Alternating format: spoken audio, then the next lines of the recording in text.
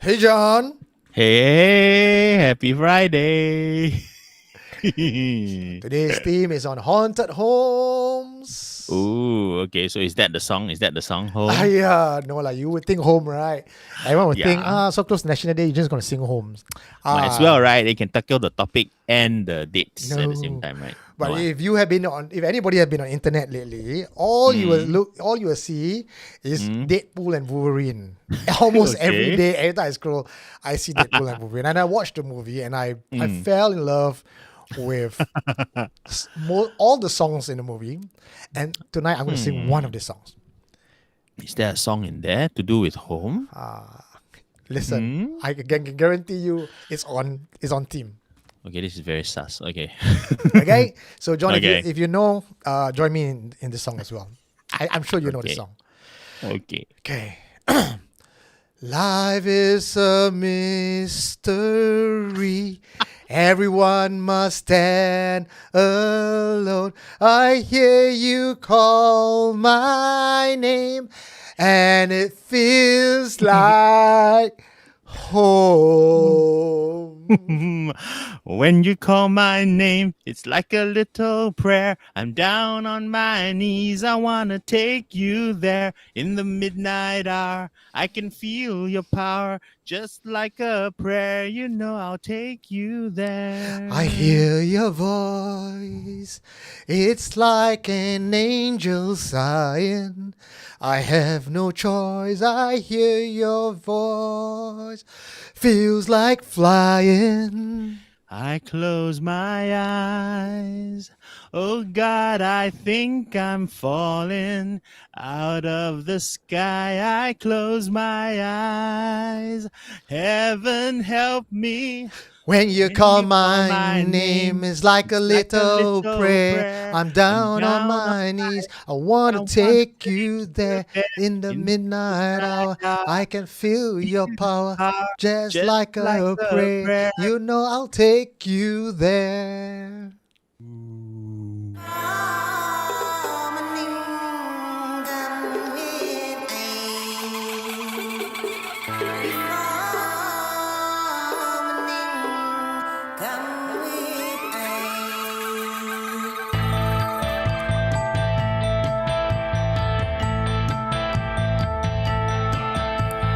Oh, Miss B, go away, don't disturb me. I have done no wrong, just go away and let me be. My mother and father, they warning me with the story. Oh, Miss B, go away, don't disturb me.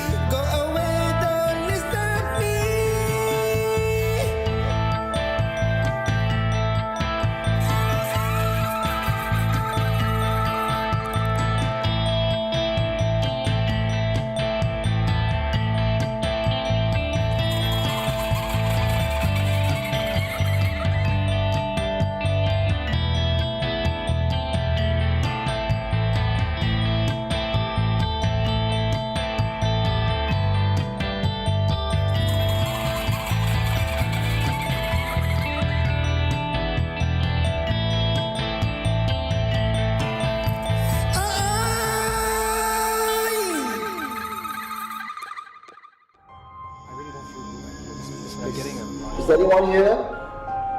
What did you find? You are listening to Supernatural Confessions. You're listening to Supernatural Confessions Friday Night Live with us, your host. I'm the Prince of Paranormal, Eugene Tay, and that's my bearded friend, the man before time, the immortal, the Wolverine to my Deadpool. That is Jonathan Lim. Thanks. Sure. Meaning I'm the older one. Okay, fair enough. No lah, it's because you got the beard. I don't have the beard. Oh, I see. Okay, can. Hello, everyone. Welcome. Thanks for joining us for our date night, our regular date night. Where will we be without FNL to start our weekend off? Speaking of that, the next few weeks, don't know whether got FNL or not, no? Oh, dear. How like that dry period? What are we going to do to survive? Yeah. Almost 7 months. Okay. How do you get past without us? Well, we cannot promise. I mean, we definitely cannot be live. But what John and I is trying to do is to prepare before, so that we may run a pre-produced Friday Night Live for you all the next couple of weeks. Nice. We've done that a couple of times this season. It seems to go nicely. So you will listen to the ghosts of John and Eugene talking to you live on air. Okay. Wow. Okay, I want to see who was first today, because some people come here very early. Okay, I'm seeing Hanjay like more than 5 hours ago. Wow. Congrats. Not bad. If there's anyone here who's listening for the first time, please give us a shout. Or if you're listening for the from overseas, out of Singapore, also let us know. Big shout out to ZP Matt, who usually is overseas listening to us from Munich, but she's in Singapore. So hello, ZP and David. Hello. Min Risa from what? UK? Hello. There's a few other Friday. UK listeners today as well. Just now on Feature Nice. Confession. Natalie says, FNL and I'm home alone. Oh, You're no. never alone. That's right.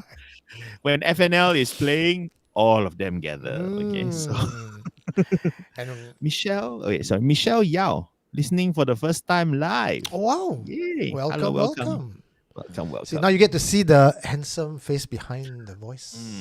And then it'll be your last time listening live.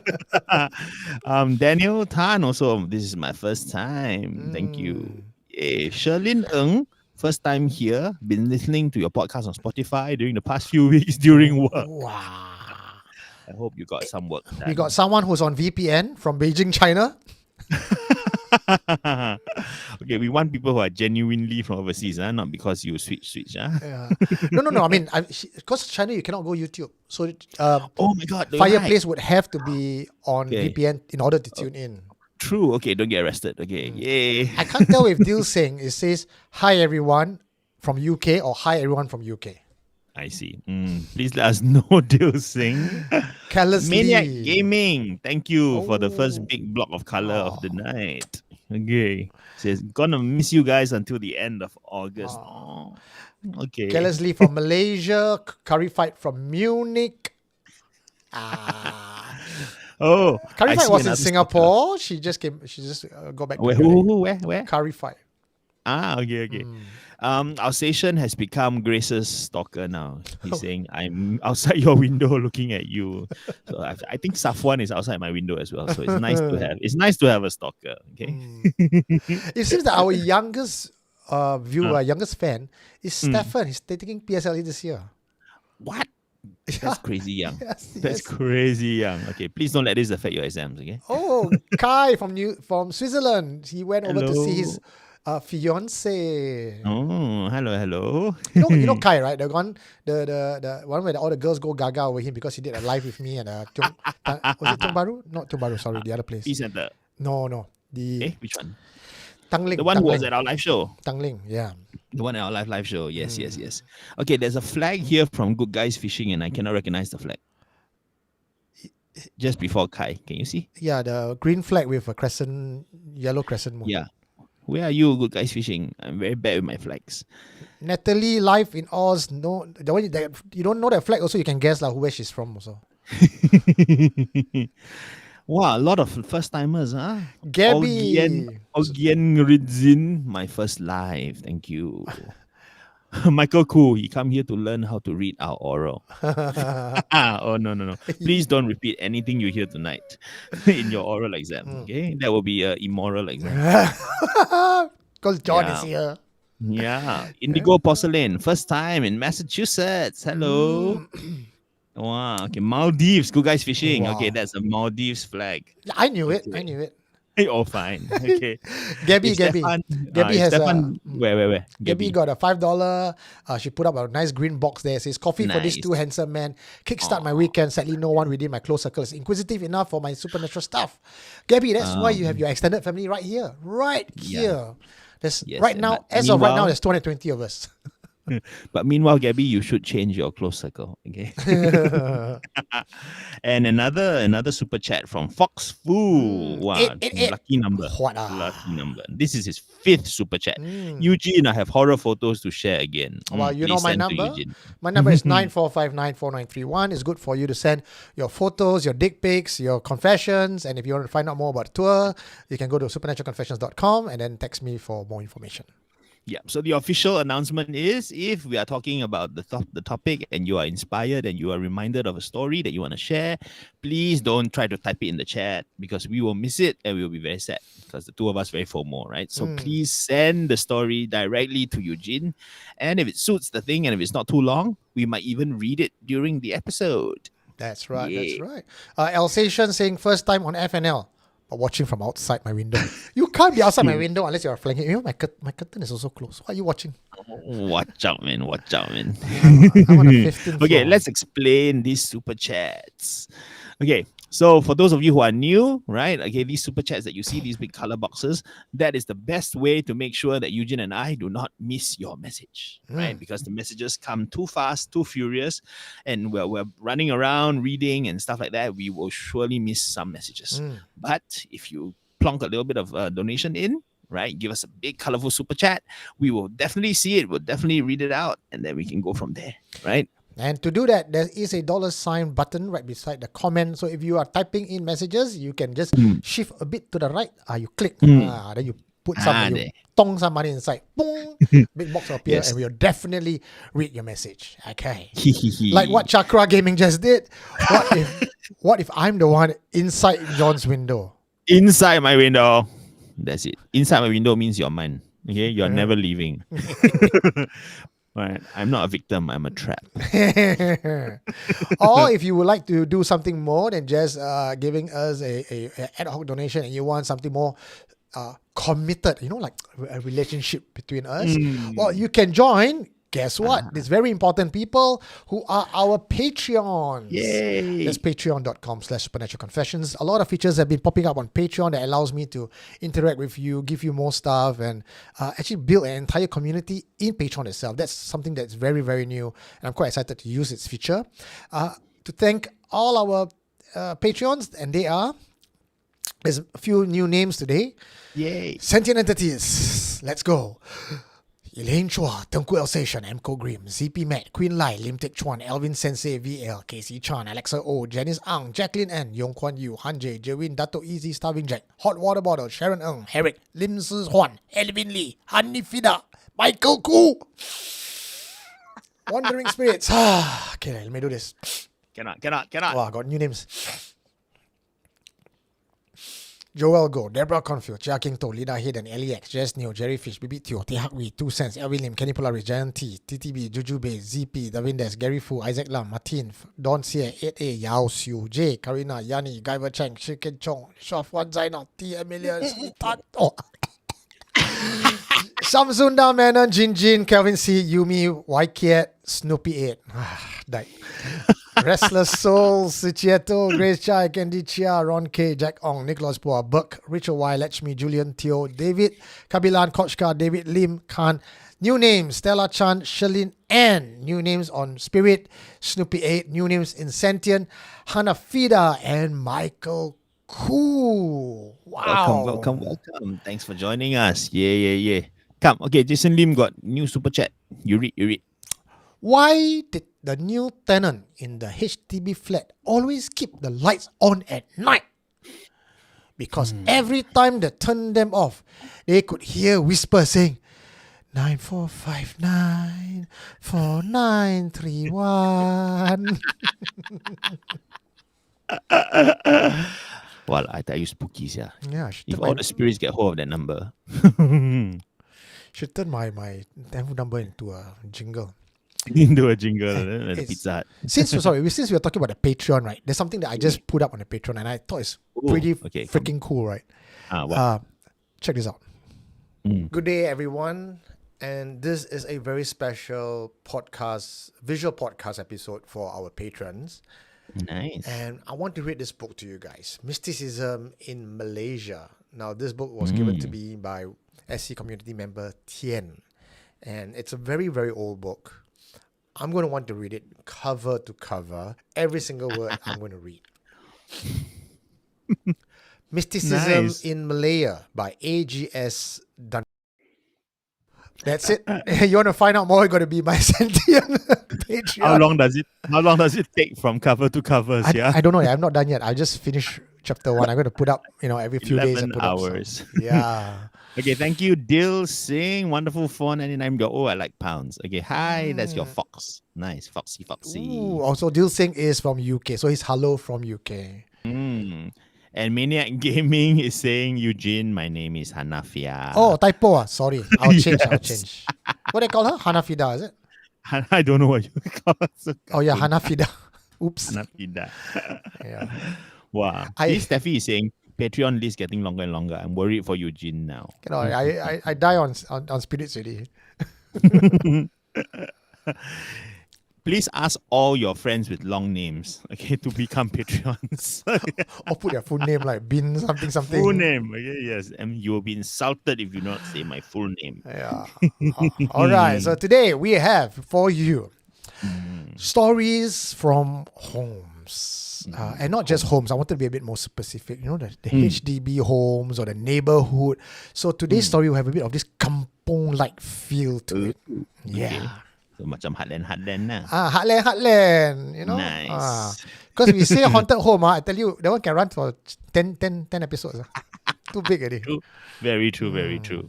I mean, as a Singaporean, I think we have to be very proud of our public housing.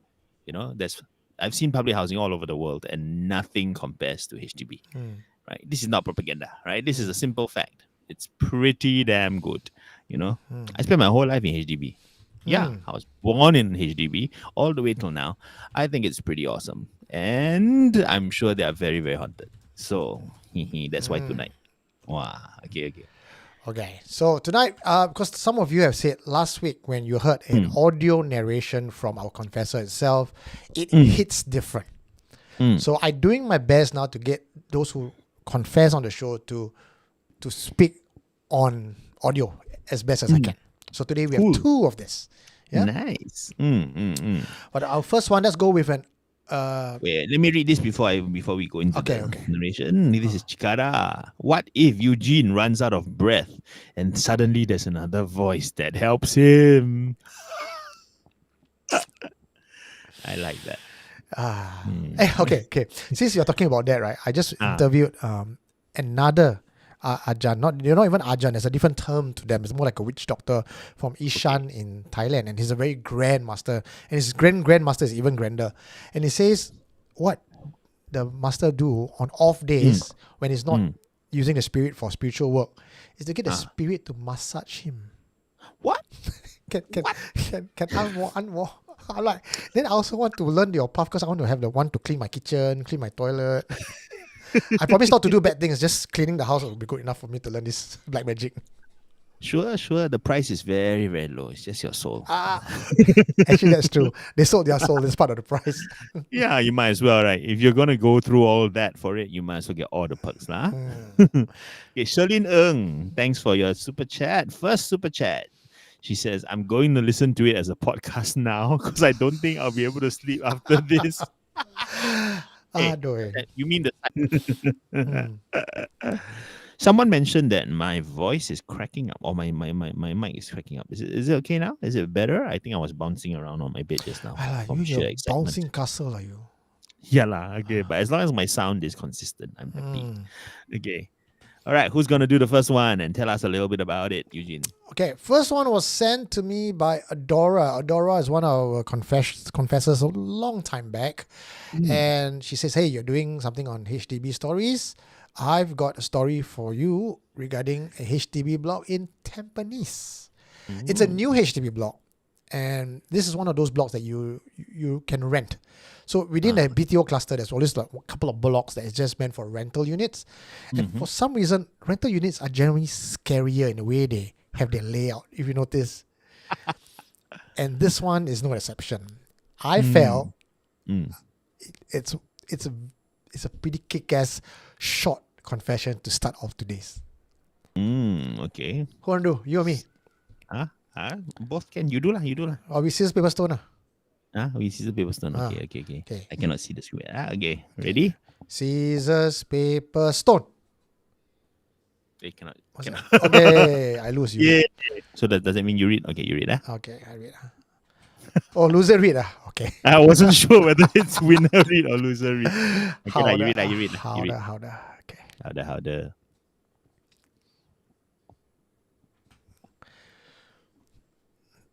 Confession by Adora. My god sister lives in a block on Tampines Street 45. It was one of those newly built areas, but the block she lives in was for rental units.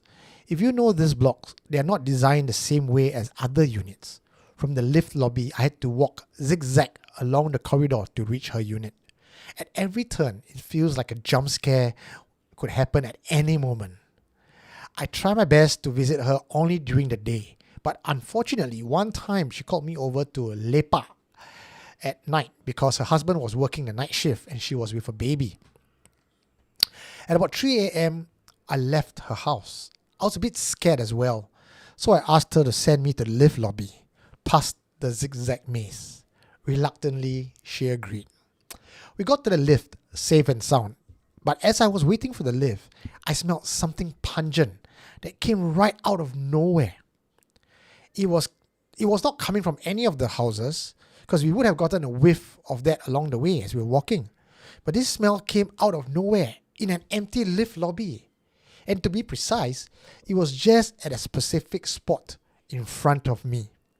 In my heart, I said, basket. What the fuck? So smelly, this smell. Then just nice, my lift came. I went inside and no more smell, Liao. But the smell was distinct, and it was at that spot only. My god sister couldn't smell anything from where she was standing until she stepped in the spot in front of me as well. I don't know what it was, but I felt lucky it didn't follow me down. I checked with her after I got home, and she was safe at home too. No strange smell either. But she had an encounter recently. She would always complain that when she gets home in the evening, the house will be damn smoky. I told her it's maybe just a neighbor masak lah, cooking or something. And maybe she didn't close the window, so the smoke came in. She said she was sure it wasn't the smell of her neighbor's cooking. It's not food smell. It's incense burning. Then she let on that at times at home on her own, she gets this very heavy feeling. Like, that's why she always likes to call me to come over at night when her husband is working. Basket. I'm also scared of ghosts still call me to go over. Then she revealed that the other day she saw a solid creature in a corner of the room by the door. It was looking at her with red eyes. The next day, she went to find a Taoist priest at a temple or something and brought back 4 blessed limes. She was to place them at the 4 corners in her living room. We were on FaceTime when she showed me that the lime that she placed where she had seen the creature had turned completely black, rotten, while the rest was still relatively fresh. Dude, I saw this lime myself. It was black, like decomposed black. Wow. What a Okay, way but to at least start. that means the lime was effective, huh? But what was the lime supposed to do? Was it meant to just indicate that the spirit is here, or is it meant to sort of trap the spirit, or chase the spirit away? So you Is it get... just- So I got things to show and tell, right? So okay, come show and tell. lime, and I got turmeric on it. So for me, Okay. this lime is more to detect. It's call it like a canary, In the coal mine. right? Okay. So Yeah. the way it should decompose, it should dry up would be very normal, like this right now. But if it okay. rots and decompose faster than it should, then that's a sign there's something around. Right. So she went to the temple and they gave her something to detect, but nothing to protect. She already know there's a spirit there because she saw it. She doesn't need further. Okay lah. I suppose Taoist temple they might have blessed the lime, and maybe the lime was. I'm guessing right. Is Ah. you put the lime there, it clears and it absorbs. Maybe lah. So it's like some detergent ball or something that you Yeah. put in the washing machine. Correct. Okay. Let us know if you know a little bit more about the exact specifics of how lime magic works, right? I think someone sharing limes are quite resilient. Takes a long time to rot. Yeah, I got limes in my fridge that have been there like since my last house. Yeah. I mean, she showed me the photo, but I was given strict instruction not to share that. So unfortunately, I can't. But I've seen the photo. Wow, it's no joke. Black. It's like what she said, like decompose lah. It's Right. I mean, lime would dry, right? It shrivel. Correct. This It one will is shrivel up. black, like as if it's dipped in oil. That sort of blackness. Wow. It's quite nice that limes are used both in Taoist belief as well as in old Malay belief. Hindu right? also? Yeah. There you go. Right. So it's the perfect Asian talisman, right? That you can buy cheap. The Malay belief that limes have strong life force. The semangat very strong. That's why they are useful, right? Yeah, you was going to say. Usually you use salt as well. So lime is to detect, salt is to cleanse. And I think the Western philosophy, salt also cleanse. You use salt, you put salt circle, you throw your shoulder. I think Hindu also use salt and rice. You put salt and rice, and you take it and you throw into the corner where the lime has decomposed. So I'm always thinking that the perfect drink to cleanse anything is a tequila shot. Right? What tastes yummy for a tequila shot is bad for the hantu. I've got no issues with that. And then the hantu cannot even steal your drink because it's on the rim. Ah, So they are trapped. Like, I want a drink, cannot. Good idea. So next time you see a hantu, out comes the tequila. so your spouse asks you, why you drinking? No, I'm just cleansing the room. Cleansing myself. This house very keras. I need another drink. Come. So everyone's been agreeing that Tampines is a very keras place, right? Does anyone know Tampines Street 545? Does anyone know any details about this place in particular? Please let us know. Okay. The smell, so that one is a clear indicator, But I'm again, this kind of story falls into the kind of my usual kind of trap, which is there's multiple hantu here, right? What they smelt in the corridor is one thing. What turned the lime rotten is a whole totally other thing. Two separate things. Because they did say that the smell did not follow them back. Yeah, correct. So in a way, quite fortunate lah. Many encounters, none of them progressed to anything, right? Even the smell did not progress to the second So stage. you think the smell is a clear indication it's a hantu lah? I mean, it could very well be Miss P, right? It could well be Miss P, but it's Miss P passing by lah. If Miss P was with you, then it would, there'll be a part 2, part 3, right? And then there'll be no confession, I don't think it's a hantu. I think this one hantu get blamed for nothing. Oh, what do you think it was? She said there was no one else around the lobby. She was waiting for the lift, right? Any of you had lived in a HDB block and have let one rip, the smell lingers there at that spot, right? So it's probably someone pressed the button, let out a fart, got into the lift and went down. Then she just happy walked into the spot and whoo! Right? The ghost of a fart. Yeah, I think so. I think that's what it is. Don't blame the ghost. Could be true. Some farts can be very dense, depending on what you've been eating. I know. I've almost killed myself a couple of times before. So could it be, right? Adora, if you're listening, please think back. Did it smell faintly like a fart? Okay.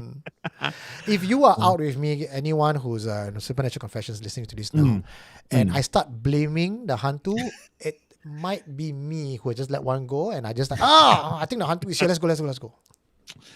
Okay, that's true. That's true. Because unlike the normal Miss P situation, right? It did not start fragrant. If it straight away smell bad, then yeah, that's a fart. No change. Correct. And also, what's Okay, the Miss P doing in the lift lobby? Okay, some super chats. Okay, Raven just gave a super chat. Hello, Raven. Hello. Folks. Yeah. Mm. And earlier on, DJ Nick Shogun gave us a little super chat with a happy hippo on it. Hey, Nicky you. boy. Wow, long time never hear from him already, huh? Nicky, okay. Nick Wow, Shokan. Very nice. Thank you. Some that I wanted to mention, Bri Borneo is saying hello everyone from Sabah, Malaysia. Hello, Bri Borneo. And Adam White was saying, wow, so these are the guys behind the channel. I hope that's said with pleasure and not with shock. Where did he write? Much earlier, before you started reading. Okay. And Lucas Yong also earlier. Hey guys, listening from Berlin. Oh. Nice. ZP Matt was just saying that there's starting to be quite a strong German contingent. So maybe you all can meet up and be our Berlin Munich connection. Nice. Quite show. Yeah, got group gathering as you're going to Oktoberfest. You watch us. Samuel Yen as well saying the true Phantom Menace. Who, us or Eugene's farts? Eugene's farts. Wow, okay. Hey, wait. Zone Nava. I'm in the theater waiting for Deadpool and Wolverine. In the meantime, watching Supernatural Confession. Thank you. Who needs them when you have us? Your budget local Deadpool and Wolverine. Doesn't get more dead than this. Okay, what else about this story? Okay, so the thing is, this story is deceptively not scary because of the way it's told. But when you think about that, if we strip away the way she talks about the story and the way she relates, this is a physical manifestation, not a shadow, not a fleeting white cloth, a physical manifestation of an entity. The word that she used when she made the confession was monster. The reason why I didn't use the word monster because monster has a different connotation. It seems more Monster Inc., right? In my mind. So I give it creature as a name. But a physical creature with red eyes. That's like what? A Marva's category? Wow. Right? Okay, so I have a MSA request for everyone who's giving us confessions, right? And I'm sure if you've been following us, you know that this is one of our sort of little. I won't say it's a complaint, but it's a comment that we always make about confessions, which is please describe more, right? Because it's it gives me great angst to see it's just a solid creature with red eyes, and then you move on, and I'm like, no, please. But you got Normal cut height, people normal some slack. size. What did Maybe it look they like? scared. They cannot.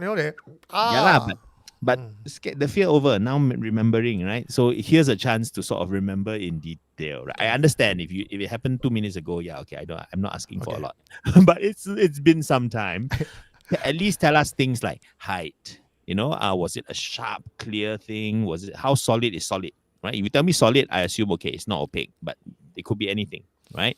Did it have long arms, long legs? Was it slender man tall or was it Toyo small? It could be anything, right? So maybe remember we talked about giving them a hantu sighting checklist that you must carry with you at all times. John wants you to go up to them and ask them their blood group, their next of kin, their horoscope. No need, but before you run, just check the list. Right? Okay, so I put it this way. Anybody else in Singapore, if they see a ghost, they don't give us the full information, forgivable, because they are not part of the SC community yet, right? But for those of you listening in week after week, enjoying all this confession, you know what we want. You got no excuse. You may must be do your frightened. part. Correct. You got a responsibility to not run away and Correct. to take out your checklist and get all the details down. It doesn't take long. Just a few more seconds to document some basic info. Okay. It's like, okay, masa. Wait. Tape measure come out. and of course, very important, right? Everyone carries a phone. So please, just just in case your own memory is unreliable, take photo. Okay, let Samsung deal with it. I know how to describe it. It's like, when you go to police station to make a police report, then the police ask you, can you describe the assailant to me? Then you, then the police cannot do anything, right? So you Correct. imagine, get all the details so we can tell the story properly. Yeah, correct. I mean, okay, think of it another way, more casual. Okay, I mean the police analogy very stressed now. Okay, but like you see someone hot passing you by, I'm sure in that split second you already memorized all the important features of that person, right? You don't just go, oh, someone look very chill. Oh, how chill? I can't remember. Just chill. Is it a General. 7/10? Is it a 9/10? Does it have a beauty You got mole time here? to give numbers some more, okay? So please, all right. Yeah. So do try. Okay, we shall practice. Let's see if we can make up some exercises that people can do. Download the PDF now on website. Yeah. Okay. Wait. Okay. Maniac Gaming. This super chat, third super chat, and it says, "I heard a man screaming just now when you talk." Who? When who talk? Eugene or me? His side lah. Must be his side. Or is it your side? What are you doing? That's the man that you Jialat, kept jialat. in your basement lah. I need to Palo Santo first. Yeah. So what do you think? What creature are we dealing with? This one. I don't know the size. Okay, the size to me is an important differentiator. Is it a giant? Is it a humanoid? Is it a teeny? Because if it's teeny, then we know where to go, right? No lah, she said monster lah, so I think it's quite big. Monster all sizes got what? You see the two main characters in Monster Inc. already got two sizes. That's true. Yeah, so I think size is very important, and whether or not John says size is important, guys. Listen up. would you disagree? Okay. But also whether how humanoid they are. Because if it immediately reminds you of a person, right, a humanoid shape, then that's fine. That's one category. But if there's anything unhuman about it, then we need detail, right? That what does it remind you of, right? Is it a dog-like, cat-like, beast-like, is it a wolf? Is it a something, I mean, yeah. So I think because we live in a place where there's so much variety of hantu around us, so our job has to be a little bit more discerning and descriptive. Okay, so that's the aim. Again, that's our new motto: discerning and descriptive. Okay. All right. Anything else about this one that I want to talk about? Okay, so one last thing. I think this was also brought up in the comment section just now as people are saying rental units. No wonder. So let me just kind of give a bit of why no wonder? context to why generally locals feel rental units have a certain image that goes with it. Right. Because the rental units in the HDB area are usually for the lower income. And with that lower income, lower SES, so to speak, comes with it some stereotype behavior like drug addict or occult dabblers, the pretty much the bottom of the pyramid. And there have been cases in Punggol that I know of in Macpherson, Circuit Road, all that demographic. They seem to have that kind of pool. There's the Toyo, there's a Kumantong, there's dabblers. So that is the archetype or the stereotype belief that comes with the rental unit. So how true that is, I don't know. But based on the confessions that came in, there seemed to be a pattern that suggests so. Okay, I have a different possible take on that. I think a home is a very special thing, right? And when it's not a question of how long you've been there, but I think what you consider that place to be, right? So a home that's, been lived in and sort of, invested in, right? Emotionally as well as, physically invested in, has a certain energy of its own, right? A stronger energy, right? But a rental place may or may not. People don't see themselves as here for the long haul. I'm here until I can afford something better, or I'm here until I find something else, or I'm here until I pass away lah. For example, if it's one of those seniors rental kind of things, right? So they're not particularly a place where you invest hopes and dreams, and so there's a lot less affection and love for the home itself, right? It's sort of like a slightly extended version of a hotel room, right? There's not a lot of love in a hotel room, right? There's a lot of other love, but not real love, right? So the sense of ownership, maybe that's the word I'm looking for. So because of that, it's it's only 1 or 2 degrees up from just a empty house law. Right? It's a temporary place, right? So yeah, the energy that keeps it from becoming free to wandering spirits or free to other things, right, is a lot lower. Right. But once you take possession of a home, you're paying the damn mortgage, you sort of start to invest spiritually in it also. Right. Yeah. So I think definitely the Chinese believe in that, right? It's a yin yang kind of thing, it's a feng shui thing as well. Right? It's a feng shui thing as well. And I think, yeah, I don't know whether I have not seen any of these rental units myself. I believe there are a few in my estate here, but I haven't seen them. I thought I think these are for the old folks one, because they have the warning system below in the deck, that kind. Yeah. But I mean, okay lah, we need them lah. We need them in our country. So maybe they all just need to come with free limes lah. I like the government's initiative of putting these blocks amongst the other blocks. You get integrate. You have that. That's true. Collectiveness. You don't get in US where the projects area, the Bronx, the boondocks. Then sure lah. That's. Yeah. So you don't accumulate that negativity or that lack of hope or lack of right. It's quite nice if you're right, you insert it into the community and then let things balance out, average out. That's a very good move and also a wise spiritual move. So you don't get a haunted zone. So segueing from that confession to the next confession, which is an audio confession recorded. This is by Vern, and he talks about a Kumantong in the hood, because I mentioned about how houses like that usually keeps a lot of this. This one is not just a couple. This person is a collector of Kumantong. I'll listen For to this. those who are not familiar, you want to explain a bit of what the Kumantong is? Okay, so short version. Kumantong is a child spirit from Thai magic. And they come in a doll-like thing. Okay. All right, enjoy this confession. Good morning, Mr. Eugene. Just wanted to share this very funny story, man. Very strange coincidence. Let's just say synchronicity. You came up with the latest one, the YouTube video you made. The Kumantong and all this thing. Guess what's going on in my neighborhood, bro? Ridiculous story, man. Okay, 2 neighbors down. This one uncle, they staying here a very long time. He had a Thai wife before. So, he got 21 over Kumantong in his house. Let's just say he's a collector. So now, my the one neighbor right beside me is a Indian Christian PR, okay.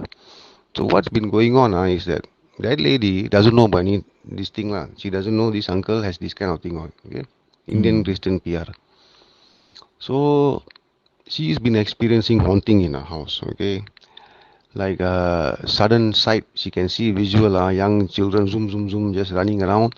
Then her 2 little children, they go and disturb her kids, play with the hair when they're doing their homework or something, push their hair and things like that, small mischievous things. So she blurred already. She said, what's going on? All of a sudden, so much haunting and all this. So she contact India, some priest, Bomo, whatever, just want to check it out. So the fella from India, he say got many children, young spirits in the house going around the entire block. I was thinking, what the hell is going on? So she told my mother the story. Okay, my mother came and told me, I know this uncle, you see. I always chit-chat with him, my neighbor, just, hello, how are you? So I know he's keeping the Kumantong, so I put 2 and 2 together. This uncle's one Kumantong, walao. Very active, and you know what's the reason? They're very protective for him. This guy old already. So these young 2 children, they go down there to his plants down there. They go and pluck the leaf or what. This fella get angry only. He will shoot out his mouth. These nonsense children, they go to kena this that This old guy I don't know what he's doing. So these spirits, completely innocent. They just I think protective and follow their master or they consider him his dad, follow his command and go and attack or disturb whoever he gets angry with. You get what I mean? And then the other neighbor, got one fella keeping the dog, he get angry with them also. He say something only about the hair. They go down there and it's not the Indian lady alone, another guy also, he also kena. And then got strange tobacco smell, and then they go inside the house, and then they go under the bed, and then they got child screaming, laughing, kind of thing, weird thing, sound all coming on. So the neighborhood was haunted, lah, bro. So what I did yesterday, finally, was I went to the uncle, I took this photo, anyway, one of it is 4,000, he's willing to let go. Anyway, I told him, uncle, this is going on, you don't seem to understand what's happening. So I told him the story, like that. Oh, he said, oh, like this, So I told him, uncle, first thing you do, you give a command. Don't enter anybody's house, number one. I mean, this is the logical solution I came up with. Hope it ends the haunting. Let's see. Simple solution. Rather than chasing them away. Pitiful also. Sad, these things. I feel compassion for these spirits more than anything else. Anyway, and then I told him, uncle, you just tell them, first one, don't enter anybody's house. Number two, in this whole territory, this block, don't disturb anybody, don't enter anybody's house, and if possible, protect everybody here, just turn them around, just kids, Anyway, just sharing with you the story. Very strange coincidence, This happened when I think 4 or 5 days ago, and coincidentally the timing when you put out the video also. Anyway, God bless. Today is Jupiter's day. Om Guru Brahma Guru Vishnu Guru Devo Maheshwara Guru Sakshat Parabrahma Tasmai Shri Gurave Namaha. Have a good day, bro.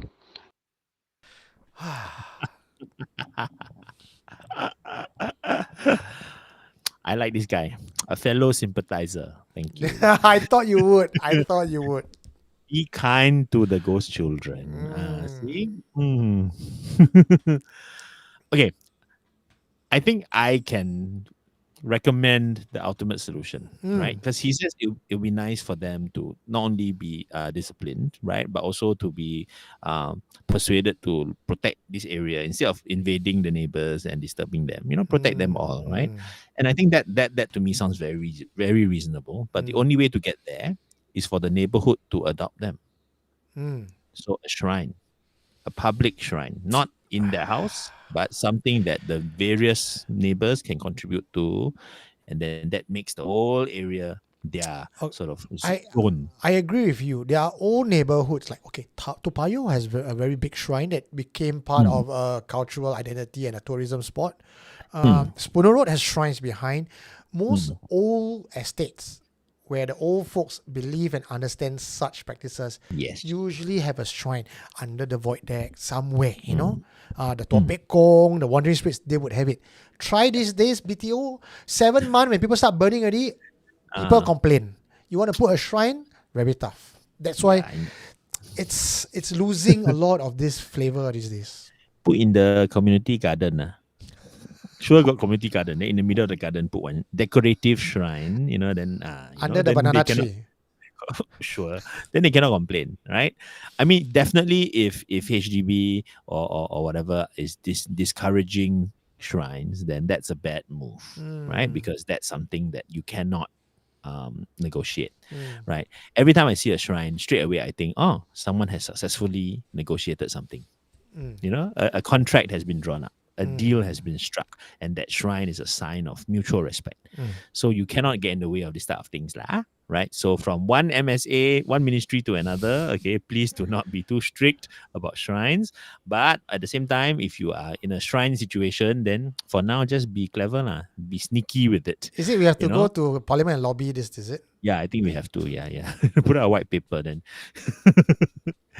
That's what we are for. That's what the MSA I think this should be for. under MCYS, Ministry of Cultural Youth. I mean, at the end of the day, we live in a country where the government understands that rituals and these things need to take place. But perhaps this is a ritual that has not been surfaced enough. Right? We're talking about it here on FNL. We need to raise it to the grassroots level. Election coming, guys. So I think maybe John and I, what party? Oh, we are MSA, is it? Okay. Yeah, we are part of the ruling party, sadly. But Toyos deserve a vote too. Okay, Kumantong deserve a vote. Hantu lives matter. So at the end of the day, yeah lah. I love the fact that although they are being pesky and mischievous, they're not being dangerous, Yeah. right? They're being a little bit harmless. I suspect they are just bored lah. Too many squeezed in one house, nothing to do, No, nothing no, to play no. with. There's one line that I think was very pertinent. Most people might have missed it. The neighbor would run around, and kids being kids, right? They would plug the leaf on this man's house, everything. The Right. man have said, like, chilaka kids. So he has shown his disdain for the children. Spirits do not understand sarcasm or a figure of speech. When you say these are chilaka kids, you are angry, you have a certain sentiment. We can read the sentiment. We cannot read the double entendre. So we will go attack them for you because we need to protect you. That's why when he went over, he says, the solution is tell your Kumantong to back off. That's it. I don't think kids care about that kind of thing, and you have to speak to them as kids, right? Child spirits. And not only that, but really frustrated child spirits because they don't even get to grow up. Goodness knows how long they've been child spirits, I think it can get toxic, right? If they take against you, it becomes spiteful. I tell you, there's no forgiveness in an angry child. Okay, so I think it's better that you keep them happy, right? And you can see everywhere you go, they do put in a lot of effort to keep them happy. I think I just mentioned a couple of weeks ago that there was this big ritual. There was this, huge temple ritual, right? And they had multiple shrines, like a whole row of altars for all the different gods. But one of the biggest, right, among all the small altars was for the kids. Right, huge table piled high with sweets and toys, and I could see underneath got even bigger toys, like they buy those like fire trucks and all that. Right? I'm like, there's a lot of effort, and I can think in my mind, I'm thinking, wow, they must be prepared for a lot of jealous or envious child spirits. When this big festival goes on, if you leave them out, they will not be happy, right? My understanding of spirits is that they behave just like humans, just without body.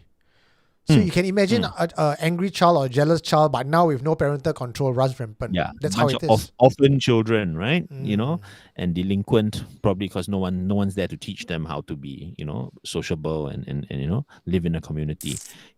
So it is a thing. I mean, so MSA needs a child welfare department, Wow, we're very busy. There's only you and I. So we got no budget to hire anybody. Who would like to run social welfare department, look after the children? Okay, maybe we can have a Kumantong daycare. Leave your Kumantong here. Yeah. Kumantong training. Belinda can run that. House training. Wow, stress. I mean, okay, so Ajit has been sharing some things, right? Like, okay, so he's asking, how do blocks choose the shrine? Like, is it the spirits live there or the people choose?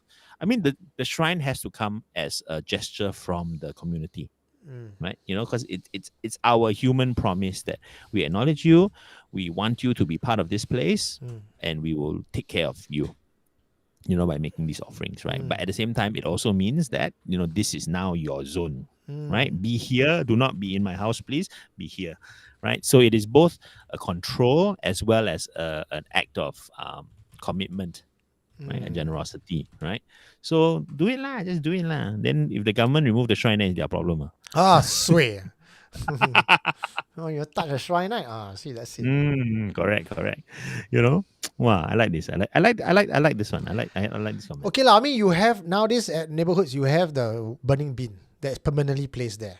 You just place the shrine beside it, Is it permanently there? Don't they remove it at some point? No. Permanent. It's always there. Oh, okay. Oh, yeah, true. Because people will want to burn at random times for all sorts of reasons, right? Okay. Yeah, you could put it beside it. Yeah. So you start. That'd be quite cool. Don't be greedy. You start small first. That one with the rooftop one, that small one. Then you go bigger and bigger and bigger. Like the German temple, you start small first. Correct. So all of us, we just go to our neighborhood now. We just start with 2 candles. We might just get a letter for cease and desist by the town council. Excuse me, Jonathan and Eugene, you all been inciting what to your community members to start what? Oh no, public nuisance. Wow, okay. But you know what is not public nuisance? Donating a table to Old Changi Hospital. Yes, that's public benefit. Yeah. So for those of you who were watching last week, right, we shared the fact that on our Changi tour, right, on our Walk with Hantu Changi tour, right, we always do offerings at a certain spot outside of the Old Changi Hospital where other people also do offerings. And someone had generously donated a wonderful table, but the wind had shamelessly flipped the table over and now it was damaged. And later you can see how wobbly the table is. So we thought, since we are probably visiting it the most, right, in among all the people who go there, we should do our part, right? So we reached out to everyone in last Friday's show, right? And a lot of you donated super chats towards getting a new table and setting it up, and that's what we did. And let me announce the names who have contributed before showing you the video of what you guys Nice. have helped contributed. Our Him, Paris Maitria, Chris Pilgrim, Vicky, Gabby, Elfie, Vina, Giz5, Ken Lim, Dooley31, T. Amelia, Fox Fu, Iwan Kwa, Stella, Mavis Tay, Alvin Lim, Safwan, Alvin Sensei, and this is what comes of it. Yay. Wow. Can you see the wobbly table? Okay, it's behind our faces. Okay, Okay. now we do commentary. What? See, John, trying to be the architect here. So that's Chris and Andy who came for the walk but were very keen to help us, right? You see where all the candles are? That's the old table. It's still standing, but it's literally like 45 degrees. And one strong wind will just make it fall apart. So our table, much simpler, right? But we tied it down with Bricks. with bricks and tent pegs, right? All four legs are tied down, so no wind is going to take it away. Okay? Yeah. So I was doing also, I was doing the very difficult work of filming this whole thing. You know, the production quality is going to be there. Nonsense. One hand hold camera, one hand hold light. Wow. Ambidex. Very useful. Eugene being very Was there a reason why you use yellow string? Yeah, actually, I had a lot of choices. Then I saw the green and I thought, okay, that's a wrong color. And then I saw red and I thought, probably not. So thinking that yellow is probably associated with either holy things or royal things, right? It's probably the least offensive color to the spirits. I can't say. I thought so, no? Because when I saw the yellow, I assume you must have thought that. I just wanted to hear it. Yeah, so true. Some basic thinking. See, I got checklist one. Well, I scared next Friday we go the whole thing blown away already. No lah, should be okay lah. I'll bring some extra string in But case we brand have to new tie table, it no. in. I hope people don't steal it and cabut with it. Wow. I think then it will be cursed. we didn't lay a curse on it. Anyone who steals this table. I hope the spirits like it enough to protect it. There you go. We have a few options. Like we have this table. We have like a garden shelf. You know, something that we can last outdoor. And I believe someone texted me. Oh Lord, I can't remember her name now. But someone texted me after watching last Friday Night Live, and said, would we like a table that she's willing to donate? But unfortunately, her table is the wooden table that you use for indoor. Okay, yeah. No, like So cannot that one exposed to the rain like that, Cannot. Yeah, then you will get termites and everything. Yay! So thank you for everyone who contributed, right? And let's hope our table is still there on Saturday. We shall give you an update. Okay. So on that particular walk that you see, Chris and Andy were there sorting things out. There was also another video, or rather a series of movie photos that Chris put together. It's a more like a photo slide rather than a video. Okay, slideshow. Yeah. So if you look at it, let me try to pause it. Max Chang is asking how to join Hantu Walk. You can just message Eugene and he will tell you all. But if you want to read about what the tour is like, it's on our website, supernaturalconfessions.com, and look under tours. Right, and it's called the Walk with Hantu Changi. But if not, you just message Eugene. Go straight to the minister. Okay? Okay. First red circle, you see there's a white dot there. Yeah. Okay. Okay. Yes. So if you look at, we've been there many times. That spot where the white dot is, there is no light source from there. Yes. Right. Correct. So this is what Chris say is an orb. Okay. Okay, so we look at next clip. 2 more orbs appear as we are starting to pray, because we did say that when we pray and give offerings, the spirits would come to the burning, To collect the right? offerings. So Yeah. see, this one, Oh. 2 more dots. Okay. Okay, moving towards us, Mm. and it gets clearer. See now, 3 dots, 3 spirit-like entities moving towards us, Wow. Okay. getting closer and closer, and eventually, Oh, it's kind of spooky. Okay, the coming closer is spooky. right? Oh shit! Oh wow! When we're at the peak of our offering, you see all around us there are lights like this. So I showed this to some people. We are divided between hantu, not hantu. Where are you sitting on for this, John? I think if you showed me 1 photo or 2 photos, it's very easy to say, trick of the light, or maybe something catching the light from the fire. Because the stuff that we're burning also has metallic pieces, right? The silver and the gold, so maybe it just happened to catch the light.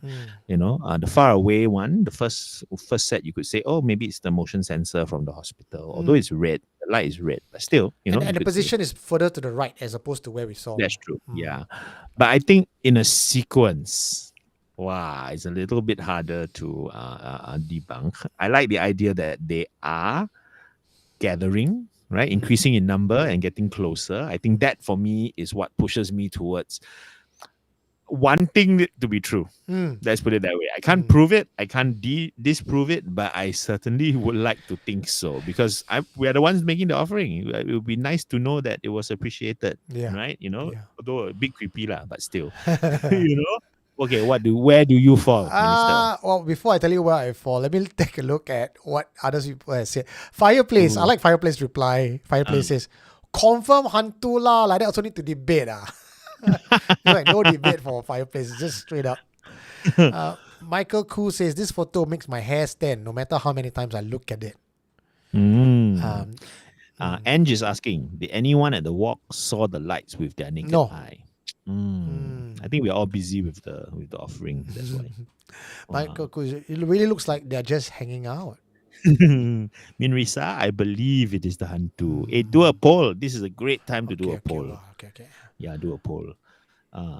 Third circle looks like a pair of eyes. Oh, okay. Eugene. Bree from Borneo is asking, what is this hantu walk about? I typing poll. I cannot multitask. You tell her about hantu walk. Okay, so here's another reason for you to come and visit Singapore. Okay, so this for all of you who are new and outside of Singapore, we do this every Saturday, right? We go in a group to the whole stretch of Changi, right, from the Changi ferry terminal all the way to the infamous old Changi Hospital. And along the way, we tell you stories and legends from the whole haunted history of Changi, from the old kampong days to the war to more recent happenings. And we talk about a lot of the theories of, how Changi has become so haunted and what kind of things might be haunting it. So it's a pretty good way to discover the Singaporean notion of the supernatural. All the things that we believe in, all the chapalang, rojak things that we believe in, but with a real specific place to sort of, locate everything, right? Come, show them pictures, show them the photo. There? Yeah, showing again. Walk with hantu Changi. So, like what John said, every Saturday, 7:30 to 10:30, information is on www.supernaturalconfessions.com. Or if you don't like to do your reading, just text me at 9459-4931. Very short, very short. And then you get to come and make offerings on the brand new table. Yay! And if your 7 month is coming and you think, go to Changi, very kotor, very dirty, you bring back things. But don't worry, because Murali is coming back, Pancha Kosha cleansing on the 11th. So 10th, you go for walk with Hantu with us. 11th, you go Pancha Kosha cleansing with Murali. So very safe. We got it all planned out for you. So if you want to go for cleansing, and this is very good for cleanse bad luck, realign your chakra. We do this every 3 months when Murali is back. Once again, get in touch with me, 9459-4931. Okay. Raven is saying, I wish to go, but it's too far from my place. Che. Fly lah, island so Raymond. small. You can fly. Yeah. And that's kind of why Changi is special, because it is so ulu and isolated. It's like visiting a foreign country. Okay, so come, okay? Wow. Okay, I'm going to end the poll soon, ladies and gentlemen. There's another 60 seconds, so throw in your votes. The vote is now landslide victory to yes, it's the Hantu at 85%. No, it's not the Hantu at 13%. Wow. Wow, not a very rational night tonight. Oh, okay. One more time. Just get a look at it one more time. See, wow, all the little Caspers Oh, coming. this one, the one that coming closer and closer, I really feel. Yeah. See, they're moving. They're moving. Yeah. I mean, it's hard to imagine that if it's a lens flare or something, right? It would be sequential like this. You know what I mean? Why would your lens flare be increasing and closer and closer? Correct. If you just one photo like this, I would say lens flare. Easy to, yeah. But Or if it was consistent across the photos, like always in the corner or always the same. But if it's different and increasing, there are a lot of things to explain away. You see the light here, the two lights there? Then I move here, the lights are no longer there, you see? Yeah, correct. So it's moving and it's Yikes. coming closer. Well, right behind me. Right behind me, balls. Woo-wee. Wow, okay. Maniac Gaming. I would like to go, but weekend is family time. Bring your the family. Yeah, they're never too young to educate them. Okay, bring. Okay, good for them to learn. Okay, the table is quite short. They can also still make offerings. And ending the poll right now, after I showed the photo one more time, we are at with 103 votes, 104 votes, 105 votes, right? 105 votes right now. We are 89%. 89% is the Hantu, 11% not the Hantu. Who are you skeptics that put a 11% there? Okay, also, some people are suggesting that they're a bit scared. Like this one, Hong Kit Chang is saying, would like to come for the walk, but Mrs. is scared I bring some kawan home. Don't worry. You want the not scared version, okay? 3rd of August, which is actually tomorrow, I'm running Fort Canning Conspiracy. To me, that's a 50% history, 50% scare. But then again, it's Fort Canning. How scary can be? You all go there for concert. I'll be just walking past Fort Canning at night. Are there tinfoil hats provided? Oh, you got to bring your own because I'm going to load you up with a lot of conspiracy theory that has Freemasons down to Raffles time, the British, the Malays. It will be tinfoil hat galore for you guys who are into conspiracy theories. But if that's still not your thing and 50% horror is still too much, well, you have something called the Twilight Tour that happens once at the end of every month. I'm not sure whether August we might have because a lot of things clashes in August as well with the night festival. But this one is 30% haunting, 20% haunting, 80% history. Yeah. So this one not, and also it doesn't happen at night, so it's not so keras. All the spooky places look very charming in the light. See, the poster already show you got bright light. Yeah, so nice, right? So please come with us for that. You get to learn all about the rich history of Changi, all the way from the kampong days through the entire history with the British Army and then the British Air Force, the prisoners of war, etc., and then the modern history as well. So very short, very short. Hello, LEX. Welcome to the show. Speaking of Changi, okay, but also if you are worried, if you want to come for the night tour, not because you're scared, but you're scared being followed, don't worry because we take our precautions as well. Okay, and towards the end of the tour, things will happen. We will make sure that we dispel the energies in various ways, and then Eugene will whip out his my magic stick. Hold on, let me take out my magic stick. He has to reach. There we go. So small. It is quite big, see? Big, no. It just depends on perspective. Yeah, you right. Come, tell us about this. Mind the PSLE boy sleep with this, okay. Okay, tell someone just asked, are you both history teachers? And just as she asked that, we started talking about the your stick. And I think she changed her mind. So no, obviously we are not history teachers. We will be so banned. Okay. No. Come So on. What is this? What is this? What is this? You cannot just say come like that. I cannot come on command. Just reach around a bit or something. Anyway, so the when we finish the tour, this is a Palo Santo stick, and if you have seen some of what I used to do, and I always do this very religiously, every morning I will smoke my table. Before I run Friday Night Live, I'll smoke my table. This Palo Santo stick is direct from Peru/Ecuador, and it's meant for pulling in positive energy, dispelling negative energy. So this is not religious. The shamans use it for many, many, many years, and I use this along with other things like sage and kemayan. But this is very good because it targets. So if I want to smoke your shoe, I don't want hantu to follow you back, or just smoke your chakra or your different light source, I can do this. And if you want to buy this, I have this going for a pouch at $10.80. It lasts for a month or a month plus if you use it very slowly. So don't worry, come on down, go for the walk, we will cleanse you. If, so far we have not had this case, but if shit happens, I've got spiritual masters on standby on quick dial. You want what? Chinese, Malay, Indian, Taoist, Thai? Also got. No problem. Only voodoo shaman I don't have yet, but maybe soon. So don't worry, okay, you will be protected, okay, and also the fact that we are traveling in a group, right, and we are a tour that has been officially endorsed by the spirits of Changi as well. So we are not intruders, we're not unwelcome visitors there. We are very much part of the landscape, right? So, and of course you can buy the sticks for yourself. These are the sticks that Eugene grabs every morning, right? And this stick comes with a pouch. Okay. So you can keep your stick away safely. Yes, Alsatian, thank you for your super chat. Don't anyhow flick out your stick. Later kena sue. See? T. Amelia is coming for Fort Canning Walk end of August. Nice. Yay. Okay. How to buy if I don't go for the tour? Just message the number. Message me lah. 9459 9459 4931. Okay, come. Next confession. Wow, it's like audio. Another audio confession. Okay, nice. This one What's this about? fresh. Okay? I don't know whether she wants to be... She told me to be anonymous. She don't want to be on camera. Okay. I'll just call her M. Okay? This one is from way back. It's her memory of her time growing up in Toa Payoh.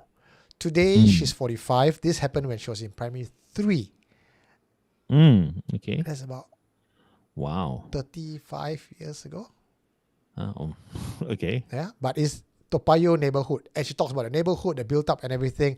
I thought it's perfect for today. Okay, have a listen.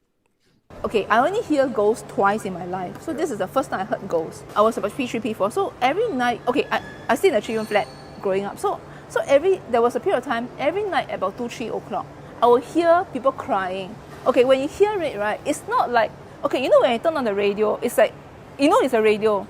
But I was awakened by it. It's like, when you wake up, it's like all around you, you know. It's like Surround sound. Until gao, you know. It's like when you're in your room 3 a.m. in the morning, your parents sleeping in the next room.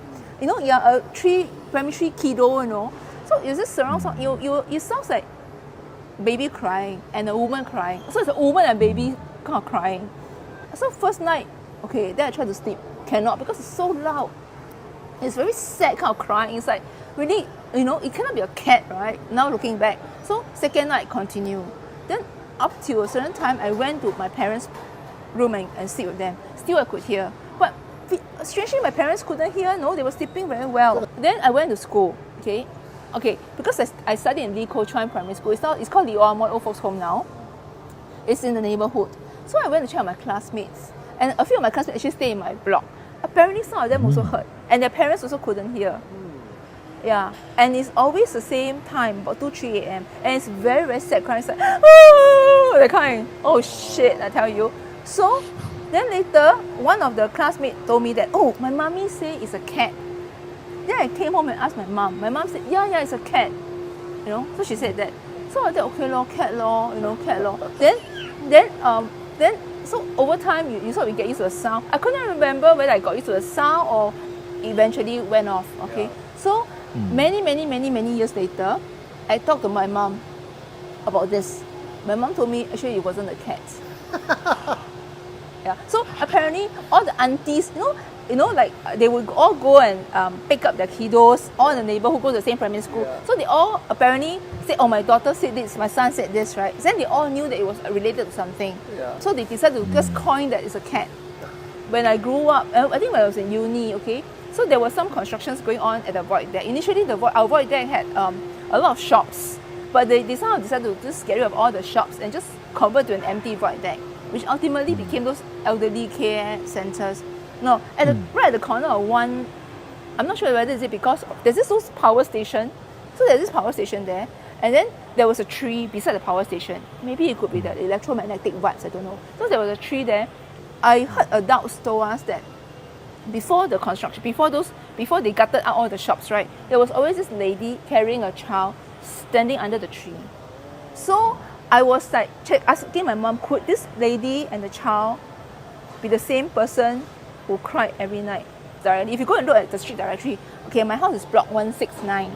Okay, right behind my house, block 169, there is CHIJ Toa Payoh primary and secondary. I studied there, okay? So before the school was built, whole land was still empty. When the land was empty, right, there were a lot of stories. So I believe it was that piece of empty land together with I think this lady could be from that land. Yeah. Wow.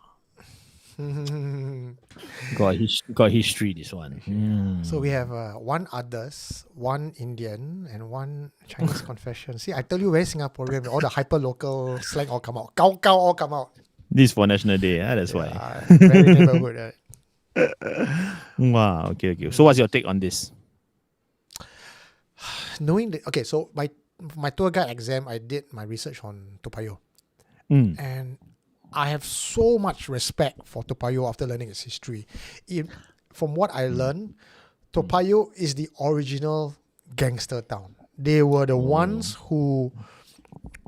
Okay, so be a background. When Singapore was growing and all the workers came down to the Singapore River, they built up around Singapore River. So the later batch of migrants that came have no home. And Toa Payoh was swamp and pigsty. Correct. Smelly, swampy, nobody wants to go there, it's dead town. So all these homeless people went over there and they built a home around the swamp. And because people don't want to go, right? So they were there unmolested.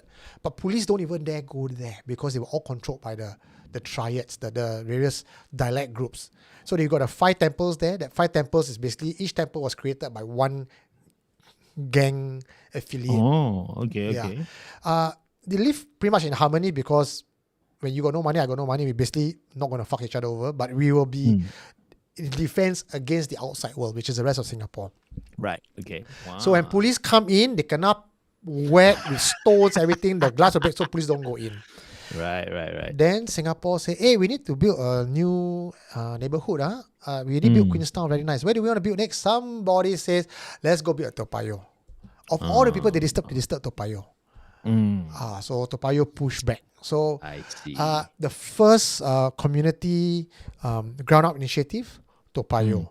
The first police station, Toa Payoh, because they needed to.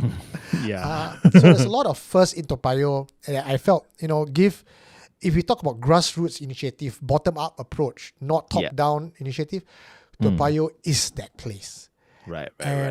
Okay, so they build out the place, there's land, and there's also a lot of deaths. And because triads, they are not peaceful people, you can expect a lot of murders that go unaccounted for. I think Toa Payoh itself is not on cemetery ground because it's swampy, but around it is cemetery. So this lady spirit, the question is, she sounds to me human before death, and somehow she's stuck to the land. Because could it be a Pontianak? Maybe, because in this story, when she cries, all the children hears it. This is unique, not just only one person here, the next person over here. Only the children can hear. This is Pennywise. This is the Pennywise of Toa Payoh. Our own Pontianak wise of Toa Payoh. Adults cannot hear. You will sleep through it. So this is why it's scary to me. As usual, I would say that there's the possibility of overlapping stuff here, right? I don't know if the crying is linked to the lady under the tree. The only coincidence there is she has a child, that's all, right? So there's no real reason to link them, right? And I like to believe that there are so many spirits around us that there's absolutely no reason for 2 separate hauntings to be connected, because why not? There should be hundreds of child related things happening in that place, especially an area as big as Toa Payoh. But I'm wondering whether, because it was a swamp, whether or not it was a place where, okay, a wild swamp is one thing, okay, but a swamp where people are forced to live near, right? Because some sort of shanty town came up, a gangster town, whatever, right? Means that it's a dangerous situation. You've got kids growing up playing, near a swamp, right? So I don't know whether that becomes a risk, right? A danger zone, whether there were, multiple accidents there, and that kind of drowning situation means that there will be trapped children's souls, right? So that could be one possible cause for a bunch of child spirits who are somehow not leaving the place, right? Because they drowned, right? Any other form of death, they should have moved on, but because they drowned in the swamp, maybe, right? Because if I live near a swamp, you cannot stop me from exploring. It'll be so much fun. But a swamp could be wild and dangerous also lah. Yeah. So yeah. Interesting. Okay, I'm gonna say a few hellos from people first. Sure. Okay, yeah. So SAF is saying hi from Sydney. Managed to catch live because I'm jet lagged after coming home from Europe. Okay, I think we sound better when you're jet lagged. Okay. Eliax, thank you for your donation, your super chat, right? And Tristan also, thank you for your super chat. Tristan says, "How's it going?" And Eliax says, "Well done for the photos." Okay, the photos, okay, not our credit lah. It was Chris, right? Chris and Clovell, I think, who sent those photos in. But yay! Okay, John, I need you to keep talking because I'm actually copying and pasting the confessions that came in from people, and I have to kind of. Sure. Yeah, are there a lot? It's good ones. So okay, but nice, it's quite long. Okay, so big super chat from Jason. Okay, okay. Jason says Miss P is associated with banana trees, and there's a common joke that goes, if you see a beautiful woman by the banana trees at night, run, because it's either Miss P or your wife looking for you. What my wife doing under the banana tree? Who knows? Well, I don't know which one to run from and which one to run towards. If I see my wife standing under the banana tree, I'll take my shoe and hantam first. Then if it's really my wife, I say, "Oh, sorry, I thought the ganger." Well, standing under the banana tree, it's understandable. Sorry. Wow. Okay. WCat is saying, I stayed in Toa Payoh last time. There was this playground near Block 169 that I don't know why and how, but I would always injure myself after playing over there. Cuts, abrasions, a variety of injuries. See? Do share if you have stories of Toa Payoh. I think my uncles lived in Toa Payoh a long time ago, but I didn't visit them a lot. But I always got the sense that it's a very old neighborhood, right? Even when the rest of Singapore became modern, it still felt very old, and that gave it a certain kerasness. It feels a bit more sort of like outside. I wanted to tell you this story, John. I didn't get the chance to tell because it was told to me by someone who I met after Friday, after what we hunt to. Okay. Then I came back to Tampines and I was having supper. Then this guy looked at me from across the table. Then he smile. Then I dodgy. Yeah, then he walked up to me. He says, "I got a story to tell you." So then he told me a story lah. So I'm going to recite it from memory. He stays at Tampines near the polyclinic there. Okay. And he was going home one night and he saw this Grim Reaper-like shadow with what kind of balloon flying behind me? Huh? What's going on here? I don't know. I thought I saw balloons flying just now. Station outside your window. So he says that he saw a Grim Reaper-like shadow with billowing cloak going by from like the air outside the corridor, the open in mid-air, flying past the corridor into his neighbor's house. Oh, okay. And that night he was very disturbed. He's like, what did he see? Because it was very clear to him. He was just questioning his sanity. Then he heard police car all came, ambulance all came, and someone has died. Oh, wow. And how did someone die? There was a fire. Oh, Yeah, okay. and someone died. So to him, right, he says he believed that what he saw was the death coming to claim somebody. Okay. Wow. I mean, okay, so these types of stories make sense, right? You know, people get a lot of I won't. It's not premonitions, right? But a sort of a warning, right? You know, sometimes it's the person who dies themselves who give the warning. Sometimes it's whoever is collecting lah, right? Whoever's the collecting of souls. I'm just curious that it's such a Western image, you know, you know, I don't think that is whoever does the collecting in Singapore. I really don't think it's the same look, same image as the Western one, you know. So yeah, but then again, it depends on what this person has grown up with culturally, right? So you would see whatever you imagined it to be, lah, right? You know, because I'm sure the actual shape of it or form of it is nothing that we can pin down, right? You can't go take a photo, draw a sketch, right? So whatever it is, it will imprint itself on your mind, and then your mind will have to fill in the details, right? So if you've grown up with the idea of the skeletal death, you know, in the black cloak, holding the farm implement, the scythe, which is a strange thing for any Asian to hold. You know, you hold changkol, I understand. You hold that one, it's like, where do you get that from? You know?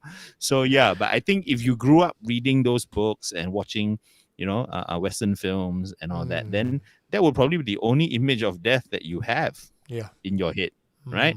You know, because in the Chinese world, we don't really have a sort of actual personified death. Death is a whole department of people, you know, with many official tasks, you know. So the idea of one solitary death, capital D death, is probably going to be that look, lah, right? Even though it's completely un-Asian, but yeah, you would imagine that, because what else can your brain do to make sense of it, right? So I say it's an interesting story. Probably did happen, you know. Probably he did see it. Yeah. Just now when we were talking about the 7-month and the photos, right? The ghost coming to us. So Yeah. I've got a message that came in. It says, "Keep me anonymous. Okay. We'll keep you anonymous." Yes, on the Hantu tour, when you were making offerings, I do sense them moving between us. It's between us. It's like a crowd of Hantus walking between humans. Nice. Wow. Were you on this recent tour, whoever this was, or was it some time ago? Within the last few weeks. Wow. Very recent. recent. Wow. Then see Michael Koo is saying all the anime fans will see Shinigami from Death Note. That's true. That's our new Asian version of death, right? The Shinigami who likes apples. So it'll be so strange. Okay, Wow. time for a sharing of confessions that came in fresh from you guys, which I was trying to just eyeball it through and pasting it in the document for John and I to read. I see three nice ones. Okay. You want to go first or I go first? Can I go first? Okay. This is Swan from Japan. Oh my God, Eugene. The flat that I lived in Dover Road was a rental unit too. My mother got it after my parents divorced, and I lived there with my 2 younger brothers for about 10 years before she found another place in Clementi. We moved in 1990. At the time, the block 4, faced an abandoned military building. It was a low building with a kind of parade squarish space. A condo stands on the site now. I told you before, I tried to find out more about Dover Road by searching old maps. All I learned was that the whole area used to be a residential area for the British military personnel and their families. The military camp was where Singapore Polytechnic is now. The old military building that my block faced, however, there's no information.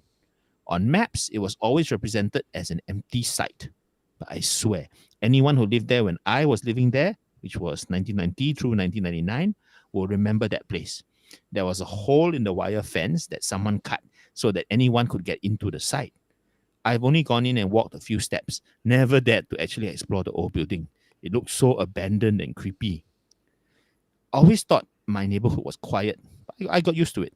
My mother said she had a taxi driver commenting that she was brave for living in such a keras area. Once, I went out without bringing my key, and I wanted to break into my house by removing the top 2 panes of the window louvers. Rental flats are like that lah. You can't change the old school louver windows. So my mother was a hawker and worked long hours, and I was too tired after going out to go to her store to fetch the key. I wasn't successful at getting in, so I decided to go to the police post and get their help. I also don't know why last time police will help you break into your own house. I showed them my IC and they accompanied me to my flat. What happened was, one of them managed to loosen and remove the top 2 or 3 panes from the bedroom window and crawl into my place to open the door from the inside. In the process of trying to get in, they struck up a conversation with me. I was 15 at the time.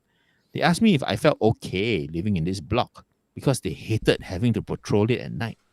They have seen strange things like a disembodied bicycle light moving around the camp. They also always got an eerie feeling when they were at my block.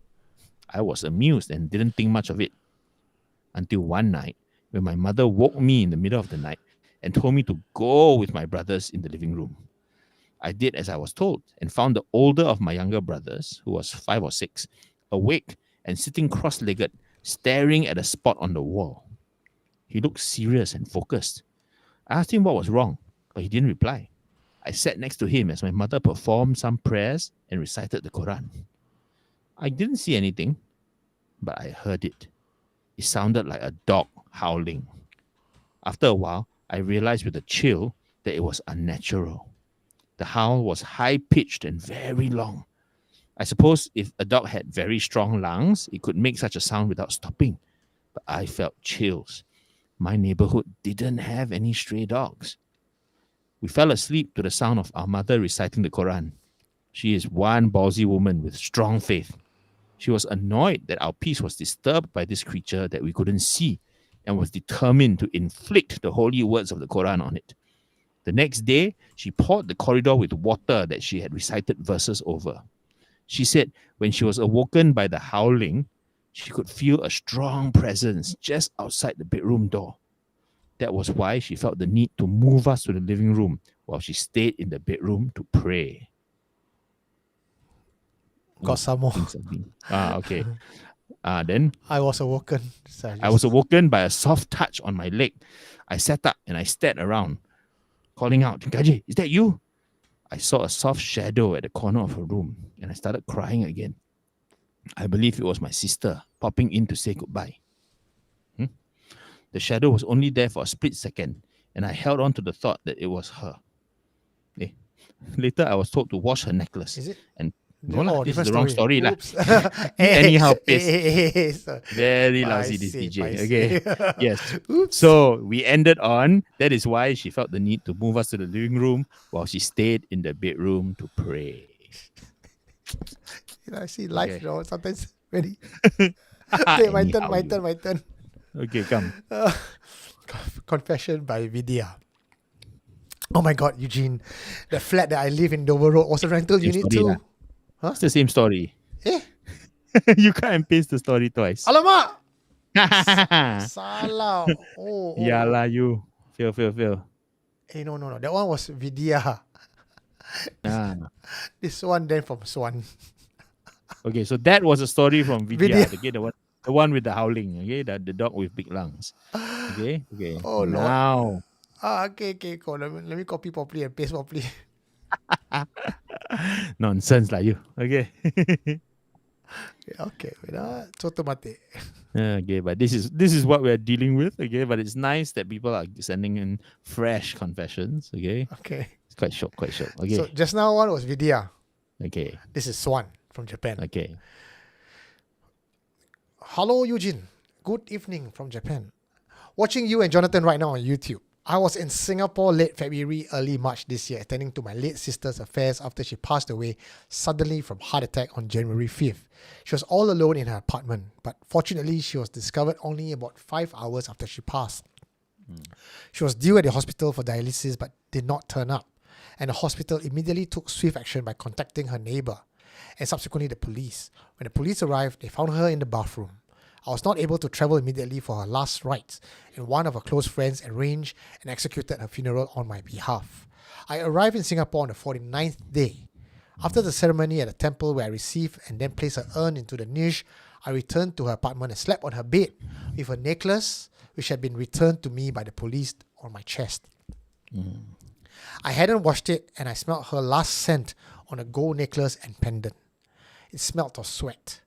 I so wanted her to come to me so I can tell her how much I loved her, miss her, and tell her how sorry she was all alone when her time came. I cried myself to sleep, but snapped awake later. I was awoken by a soft touch on my leg. I sat up and stared around, calling out, "Gaje, is that you?" I saw a soft shadow at the corner of a room and started crying again. I believe it was my sister popping in to say goodbye. The shadow was only there for a split second, but I held on to the thought that it was her. Later, I was told to wash her necklace and told her not to hold back. She came back, she touched me, and she left. She lived in Bedok. Thank you, Eugene, for letting me talk. Swan has also sent photographs of the police report of the sister's death and the pendant that she placed on his chest. The necklace, is it? Oh, Yeah. okay. Wow. And a family okay. photo. I don't know whether this is for public or for personal, but I'm going to respect that lah. Huh? Okay. Thanks for sharing, Son. Thanks for sharing. Okay, next one. This one is confession by old army mate. My old home was a maisonette at Serangoon. My unit is in the corner unit with a staircase beside my unit. My son's room is the one beside the staircase, and I've had many episodes of sleep paralysis there. When my son was young, he always slept in my room. He doesn't like to sleep in his room. He never shared with me why or if he ever felt anything when he is in his room. I used to sleep in his room often. Sometimes I need to wake up early, so I'll sleep there, as my wife often sleeps later. My latest sighting was of the green Kumantong in the maisonette. That time, my son was 1 to 2 years old, and he also saw it. The Kumantong walked from one corner of the room to the other, and my son cried after seeing it walk away. This was more than 15 years ago. I suspect the Kumantong was sent to my house by someone. The maisonette, when we moved in it, was clean with no things. Those times I get sleep paralysis, probably it's passing spirits that disturb me, as my son's room is beside the block staircase. Eugene, you and your corner rooms lah. This one, this one fits you perfectly. This afternoon I was told another confession, no? From China on this one.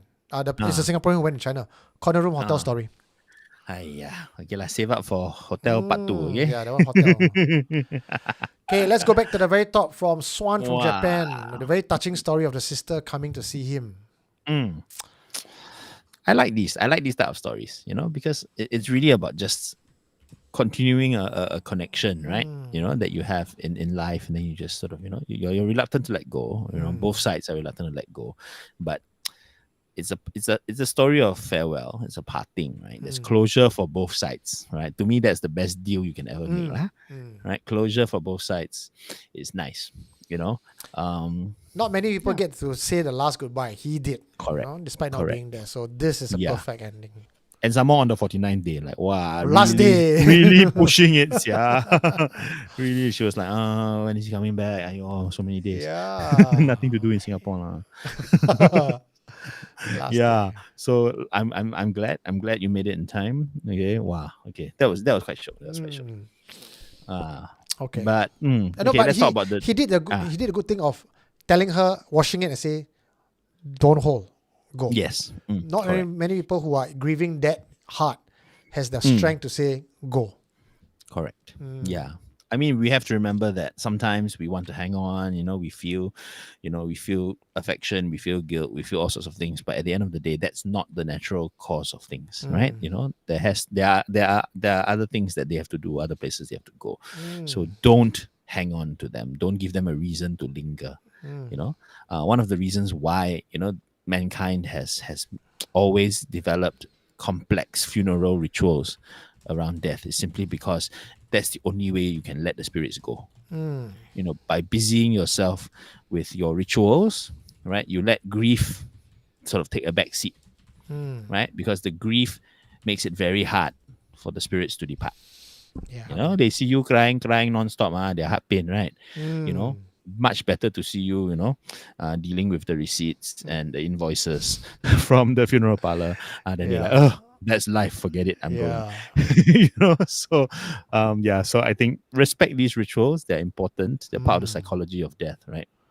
Okay, Bibit Theo texted me and says, Jin Ah. boy, Bibit story when? So I recorded Bibit's story on audio, Ooh, okay. but I cannot load up the audio to edit because it's just corrupted. I'm not sure why. This was okay. almost See, exactly a year ago. someone is corrupting the story. So I want to record Bibit's confession again. That time I went over, Can. must be the mee siam lah. Eat the mee siam too shock already. Took care of me. Okay. So try again. Okay. Okay, maybe I'll get in touch with you again. Huh? We'll go down one more Okay. time. Wow. Next one is Anything Vidya. for more mee siam. Okay. All right. Wow. This one. Keras lah. This one. Wow. The sound. This dog with huge lungs. I think that these haunting animal sounds are the most frightening because we live in the city, right? We are not so we're not so used to animal sounds around us, right? So these things disturb us, and if suddenly a dog started howling now, I will still freak out. I was still totally freak out, Remember every time we go to Changi, there's this area which has a lot of wild dogs, right? And sometimes, just because they're bored, right? They will follow us and they will all be barking and all that. And it's really just the idea of hearing multiple dogs barking, and it's not your neighbor's Pomeranian, these wild dogs, right? It's sort of that little reminder that, okay, dangerous situations, dangerous territory, What is your take on this? What was going on? I mean, the dog howling, I can discount it because I have lived in places where dogs howl, and we have been to Changi where dogs howl. So yeah, straight away, dogs howling, we equate it to dogs seeing spirits. But then again, I believe spirits are everywhere. But what was interesting for me in this particular confession was that the police was the one who says, you don't get this kind of confession from police these days. Police will be like, they of course, when the police talk to me, they tell me their story, but more or less, they always try to cover it with facts or try to rubbish it off. But it seems that back in those days, the police are a bit more forthcoming with their experiences. True. I think the police were much more superstitious, once upon a time. I'm sure they still are, but now perhaps the policy is a little bit tougher. Okay, I'm going to go back to the dog. I'm obsessed with the dog. Okay. It's not that it's a hantu dog. Okay, I'm not saying that.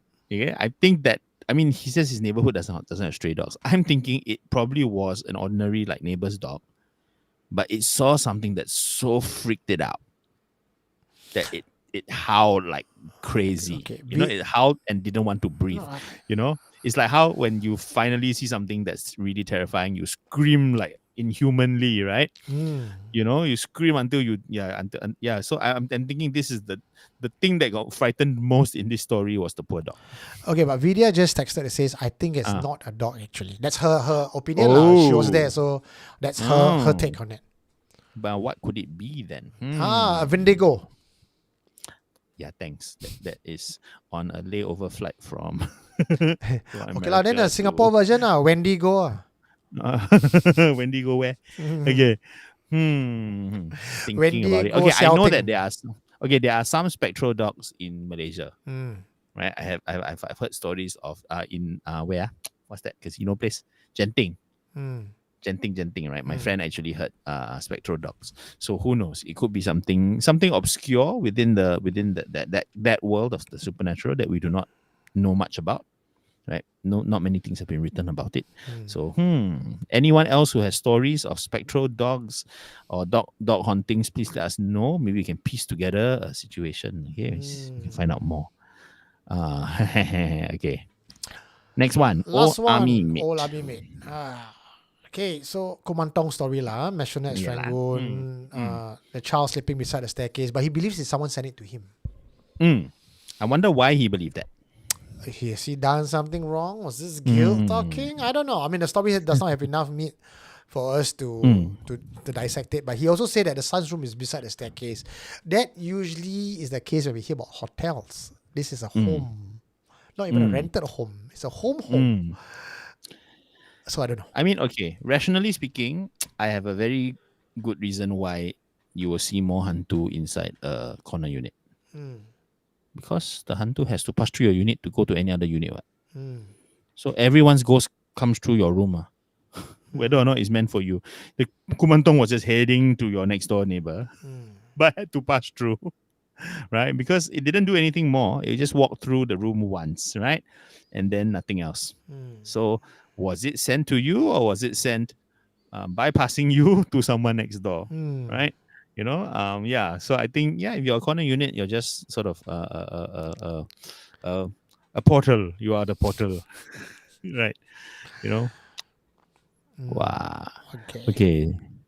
Someone is saying here, Patrina is saying, dog howls when in pain. Sometimes they see dirty things. Sometimes it could be they saw a guardian angel guiding back. Oh, okay. Oh, remember my dog howling story from Tekong that I've told you before? Yeah. Okay, now I'll tell it again next time when we are back to army. Next year. That'll be next year, John. Sean Chen, my friend is called Wendy Go. Well done. Oh boy. Okay, we got a last. We got one last confession. One last confession. Tristan sent in a confession, but a lot too late lah. We already finished ours. No worries. Next time, HDB will always be back. Yeah. Tonight's final confession is from Josebo. Nice. Josebo. This is a bit of context. Is the many encounters of the apartment on Mandalay Road. You know where Mandalay Road is? Near Tan Tock Seng, right? Correct.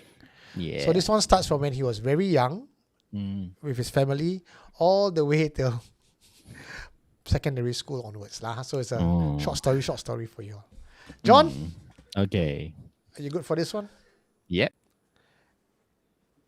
And take it away. Confession by Josebo. I grew up in an old walk-up apartment near Mandalay Road, which is a stone's throw from Tan Tock Seng Hospital. Since young, I've been sensitive to the unseen, coupled with living so near an old hospital. I forgot to remind you that the hospital's mortuary was located beside Mandalay Road. Recently, I drove by that same road, but the mortuary has since been demolished. I was not the only one who saw or felt things. My elder siblings all had experiences as well. Let me share one particular story from my second sister. My apartment is on the 4th story with my living room and balcony facing Bassein Road, an intersecting road with Mandalay Road that leads up to TTSH. One night, my second sister, Dee, was woken up by the sounds of a woman sobbing downstairs along Bassein Road.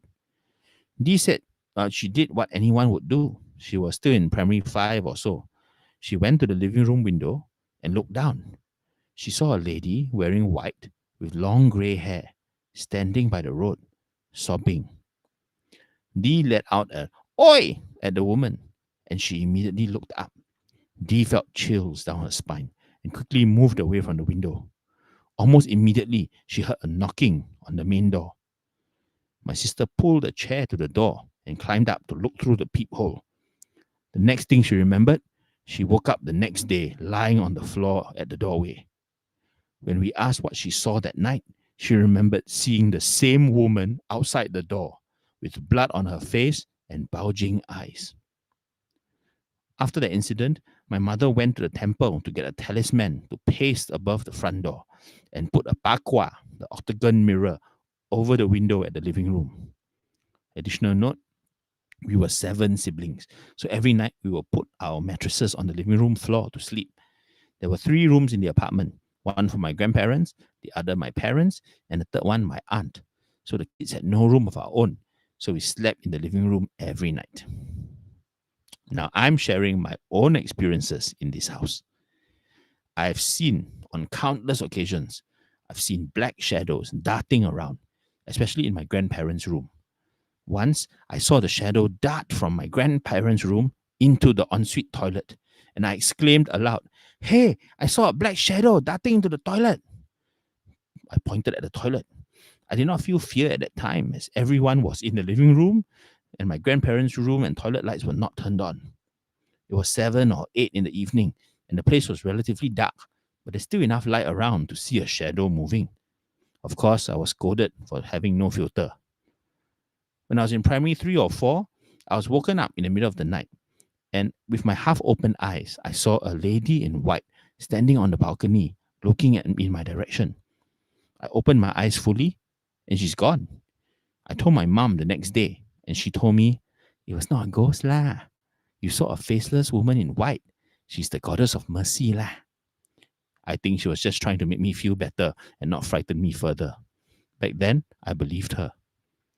When I was in Sec 1, while sleeping in the living room, I was once again woken up in the middle of the night. I distinctly heard someone pressing the buttons of my telephone, which was situated in the living room. The phone is the old type where you can hear the squishing sound of the buttons when pressed. What I heard gave me goosebumps. It was 2 or 3 a.m. I heard the person pick up the handset and press the buttons. Tap, tap, tap, tap, tap, tap, and then hang up. At that time, phone numbers were all 7 digits. This person pressed 6 digits and immediately pressed the hang up dial. And this was done repeatedly. I just felt fear and goosebumps. I pulled the blanket over my head and tried to sleep. Another time, when I was in lower secondary, as usual, I put out my mattress in the living room when it's time to sleep. I had my earphones on, playing some music as I tried to sleep, when I heard an audible voice calling me from my left earpiece. I got a shock. There wasn't anyone around me at the time, and it sounded like the person was trying to talk to me through the earpiece. I stopped listening to the music immediately and I went back to sleep. I did not share this incident with my siblings. When my niece was about 3 years old, then my sister S brought her to visit grandma at our apartment. When my niece came up, she was screaming and crying, refusing to go into the apartment. She said, 不要，里面很吵，里面有很多人. Meaning, no, I don't want. It's very noisy. There are a lot of people inside. The old apartment has been demolished and redeveloped into a 2-tower condominium now. I wonder if the new occupants there have similar experiences, since Tan Tock Seng Hospital is still a stone's throw away. Dum dum dum. Walao eh. Wow, really like growing up with you, huh? All these hauntings. Wow, shocks, yeah. Okay. I know a little bit about Mandalay Road. Okay. Right. So Mandalay Road originally was, I think in the 20s, I think, right? It was a hospital for the poor, right? There was a hospital built there. I think it was called Mandalay Road Hospital, right? No longer around. There was a Mandalay Road Hospital, right? Even before Tan Tock Seng, right? So it was this hospital, and it was for not just the poor, but it was poor women, right? Pauper women, right? And then I don't know when, I think after the war, it became a TB hospital, right? Tuberculosis hospital. Yes, that one I remember. Yeah. I think the building is still standing now, what used to be the hospital. But it's no longer a hospital. I think it's used for some, I don't know. Nowadays, everything is a business school. Is that a communal disease center? CDC? No, not that side, Okay. side. A little bit closer to the Novena side. Okay. Right, I think. Yeah, but the building has been there. I mean, the last time I visited Tan Tock Seng Hospital, it was probably that like really cool, slightly keras looking building standing on its own, right? I believe we've all seen it before. It's just it never occurred to us what it used to be. Yeah, but I believe that it's now been spruced up and occupied by some school or something. You know, so it would be very interesting to get photos of that place and find out what's going on. Interview the school lah. Wow, I mean, is it something related to the poor women? Is it something to do with the TB patients? There's a lot of potential history there. I think Right, now that a you lot- know the history of the place, this adds another dimension to the confession. Correct. Yeah, you know, I mean, there would have been a lot of deaths there. There would have been a lot of suffering there, right? So whether you're talking about restless spirits or whether you're talking about just a vibe of, you know, negativity and despair, you know, in that area, right? It's hard to say. It's hard to draw a straight line from any of the history directly to any of the hauntings. Okay, but certainly there's a potential, right? A kerasability is very Kerasability. high kerasability. Okay. You know, but which of the stories creep you out the most? The first one, the one with The the old girl. lady. the sister saw this lady crying and she shouted, "Oi!" I mean, these are children, right? Yeah. You're very innocent. You see one lady crying. Not the first thought is not hantu. Is why the old lady crying to you? Oi! Then she turn Yeah. out at you, bloodshot eyes. Then next thing you know, Then she's ding in the front dong. door. Yeah. True. It totally sounds like a thing that you would scare yourself with, or an amazing jump scare in a horror movie. But what makes it convincing is she conked out. Mm. She saw and then Knock boom, out. she just fainted. Too Yeah, and stu- that to me adds a tremendous authenticity to the story, because that's it. That is what happens a lot of the time, right? The shock to your system just boom out, and then you don't remember what happened, right? Yeah. Because the body needs to erase that memory because it's too traumatic for the young Correct. mind to handle. Correct. Yeah. I'm also slightly creeped out with the left earpiece story. Only because that was the closest. Right? I mean, shadow darting into rooms and all that, okay lah, but in your earpiece is like, oh shit. Yeah. I will but never I, listen to my Walkman again. but I think the shadow darting the room by itself is not scary, but it tells you that the haunting in that place is very active. Correct. Yeah, But okay, so I'm curious about what the mom said about the white figure, and her excuse that that one goddess of mercy lah. It's the cat. It's the cat. Like that lah. Parents lying to their children. But I'm wondering, was it a lie? I believe it's a lie. What if the mother truly believed that her prayers have been answered and Kuan Yin is visiting our house? Knowing how parents function in all the years of doing confessions, right? Parents lie barefaced to their children just to But that's make not a very useful lie. No, it is because you reduce the fear. And when you don't fear, you don't overthink, you don't get nightmare. Parents don't get the trouble of the child crying and being fearful. But like the kid having heard that is Kuan Yin, then okay Lord, bye-bye, I go home. I go back, I go to my room. There's no follow-up, man. Wouldn't it be awesome that Kuan Yin appeared on your balcony? Go and ask her for things. Okay, so this is from Ho Sebo's retelling, right? So maybe you speak to the 7 siblings or the 6 other siblings, you will get their personal. You can draw the whole map, right? Then each one tell their story. Then you can draw you put the red thread. You can connect whose experiences. I'm sure if someone told me as a child that Kuan Yin is on my balcony, I'll be like, that's it. Queue up with your Christmas wish list. Okay, this is better than Santa. Okay, wow, everyone. I want a new pencil case. I want a new. But the best part about this whole thing is when it sums up very nicely. The next generation, came back to the house. They were 不要进去. It's very crowded. Yes, I like that one. I really like that one. And that child was smart. Okay, Min Risa is trying to uncover the truth. She said, John just kind of revealed his age when he said listening to Walkman. Please lah, I was listening to records. Time was I was listening to gramophone. records. Yeah, I know that. Yes, I had to wind it up for every Wong, song. Yes. that kind of one. So hard to say. Okay, I say Walkman because I thought I'm being modern already. No lah, Walkman. That's the first invention of the headphones, ma. That's why. There's a reason he's called the man before time. Try again. Too bad. Yeah. Wow. Okay, Daphne is asking, Kuan Yin will have glow, right? Depends lah. If she's incognito, then maybe she... I mean, the glow is how we want to see her, right? Yeah. She can do anything she likes. Yeah.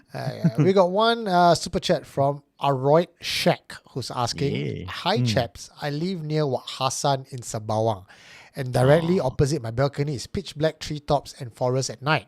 Any advice for preventive measures to avoid things? You live in Wak Hassan, Sembawang, Aroyd, you are fucked, right? There's no avoiding. The advice is move. Just move. So Aroyd Shack would have been the 4th person I know living on that stretch of road. Wow. Okay, so I'm going to answer him properly because I wanted to tell you guys 7 months preventive measure and all that. Since he's asking now, is a nice segue to that particular segment. Sure. Ladies and gentlemen, if you don't know, the 7 month is coming on the 4th of August. That's technically in Sunday. 24 hours. But usually the gates open at 11 p.m. Not 12 midnight. So it's not in the 23 4th. hours. Yes. So tomorrow night, UPCC will start burning already.